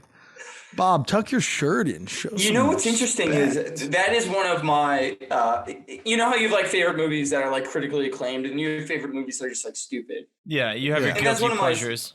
Right, that's one of my stupid ones. And I have a couple little cousins that came to visit us during quarantine. And they're big soccer players. So I was like, oh, this movie's great. You'll love it. It's soccer. It's funny. It's Will Ferrell. It's for kids. And I showed them it. And I was laughing the whole time. And does that movie not age well? Do other people I know. not appreciate that movie? Do we think that movie's better than it is? I think so. know. I watched it a few weekends ago and it holds up. It's I so funny 100% to me. think it holds up. It's I think so it holds funny up to for me, but us. there's nothing like timely about it. Like I'm trying to think of a movie that plays off of current events, and nothing's coming to mind right now. But like that movie is not one of those movies where it's like, it Has to be relevant for the time that you grew debuted. up. No. I just think So it what's the hits problem? our sense of humor I think your accurately. cousins have an awful sense of humor. So they're just like juice box kids. They're just Your cousins are a bunch of they're a simps. couple of fart faced Joneses or something like that. Yeah. Nice. If you want my list, I'll give you my list. I That's knew what I was you were thinking. going to bring us your list without us asking at some point. I absolutely love, and I don't even love baseball that much, but Moneyball is up there for one of my favorite all-time sports Oh, you're movies. so Brad Pitt sophisticated, dude. is just a sexy beast in that movie, and Brad Pitt. it's a great story. It's just a great story of how he changed. Billy Beane changed the game of baseball forever. And Brad Pitt is just sex. He is. He really. It was on. is. It's on Netflix now. Nep sex. Is it? Mm-hmm. I might watch that as I'm going to bed tonight. After You that, need to enter I've the got parental passcode to watch it because Brad Pitt's in it. And it's just straight too much sex. Straight sex. After that, Never get that close to the microphone. I absolutely love Tin Cup. I don't know if you guys have seen that golf movie, Kevin Costner. It's a classic golf movie. I highly recommend it. Oh, Cheek, that just reminded me. Dan Fetes is a huge craft beer guy, and we never got that. I know, we were hoping you two should would have just... brought something up. Go ahead, Tin Cup. And then coming in at number 3, honorable mention here. I love Varsity Blues. Is an all-time football movie. Varsity Blues. I'm over 2 on the last 2. I've never seen them. You've never seen Varsity Blues? No, oh my God. Like it's Paul Walker. It's like a horrendous early 2000s, late 90s football movie about Texas football and, the classic, in a big game, the quarterback gets injured and Mixon has to go in. And he's like this nerdy kid who just plays football to appease his parents, but he actually does have some great natural talent. And it's, about, I don't know. If you haven't seen Varsity Blues, watch Varsity Blues. You preface the movie as a horrendous film. It's a really it's a guilty pleasure, like you said. It's a great movie. It's a comedy. It's a comedy. It's the things that made 2000s movies horrendous, like certain filters that they use on the camera and like the choppy slow-mo. You never see it in a movie made today, but like I think both of you would really enjoy it. Who's the head coach of the team, is putting the kids in a predicament, injured players, giving them cortisone shots, just get back on the field, win me a game. Like cliche football stuff. Like the very cliche football stuff. Is James Von Vanderbeek, Ron Lester, Paul Walker. Paul Walker's in that movie? Yeah, he's the dreamy quarterback who gets injured. It's incredible. Another man made of sex. Oh, wow. I might have to watch it. Yeah. Well, I feel like we've. I think you're up. Oh, well, mine. I don't know. I wouldn't have thought of Kicking and Screaming as a sports movie until you put that way. So that kind of reframed my thoughts on it. I don't know why Remember the Titans has to be left out. So I'd throw that one in there. It's just cliche. It's just like what everyone would say. It's a good movie. If you just want to be a sheep. How many feet are there in a mile? I don't know, coach. How many feet are there in a mile?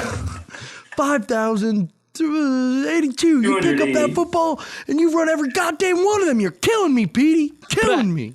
5280. You know how many feet were in a mile? Cheek, you've been to Denver like 20 times. 5,280? Is that how many? 5280, baby. Mile High City. I love MVP. I was thinking metric system there. My feet to meter ratio was coming into play. Yeah, that's some quick calculations you had to do. Yeah, your brain is running so many calculations per minute that I don't blame you for missing that one. I appreciate that, guys. Thank you for giving me. It's like mining a Bitcoin. Yeah. Brain.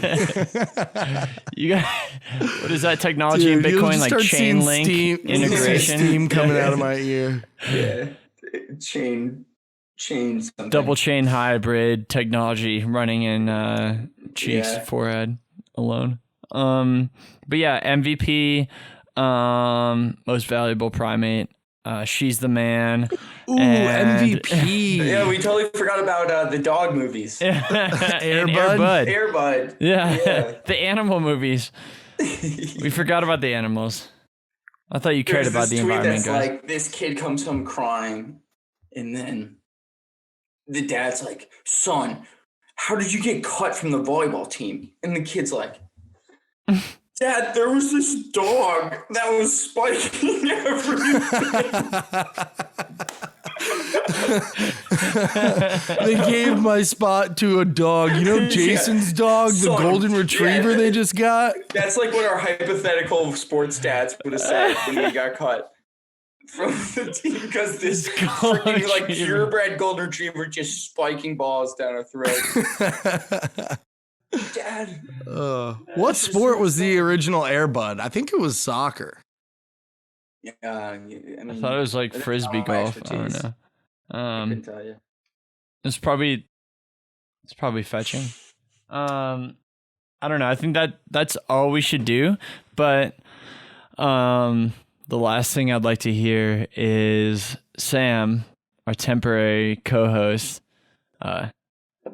scatting his environment. No, sorry. You said you wouldn't scat the weather. Airbud. I'm here to talk about the Bills. I'm here to talk about how players are treated in the professional world of sports. I'm not here. So back to that. All right, Are do some players slam treated fairly? poetry about the professional world of sports. I'm here to talk in layman's terms. I'm not here to scat. And maybe if I'm invited back one day, maybe I will get a little more adventurous with this stuff. But right now, I was assigned a job. I did the job, and it was all. It was first of all, thank you guys for having me on. It was great. It was seriously a ton of fun, and I told you guys I was nervous coming on here, but it was a ball. And thank you, Dan, too. We never thanked Dan. I appreciate you, Dan. Oh yeah, of course. Thank you, Hey, Dan. thank you, Dan Fetes, for taking some time out of your busy schedule to talk to a few bozos about Braves, sports. And go Braves. They're up right now, I believe, 2-0. Nice, Cheek. Way to keep your eye on the sports. You're our sports guy. You got a good eye, Cheek. You and Dan Feets have a lot in common, and I think that's all we have for today. Cheek, do you want to wish anyone a happy birthday, good fortune, anyone in your life that's needs a little pushing forward? I got a friend, Ben Oppenheimer. It's his birthday. Ben Oppenheimer. Him. I'll also give a shout out to my brother and his wife. They just celebrated their year 1 anniversary last weekend. So congratulations to Ryan and Devin. We're happy for you. Best wishes. That's the pony song from Magic Mike. Cheek. Did that one for Ryan. Thanks, Ryan. I mean, JJ. All right. All right. Should we sign off with an I love you on 3? 2. Sing I love you. 1, 2, 3. I love you. That's not bad.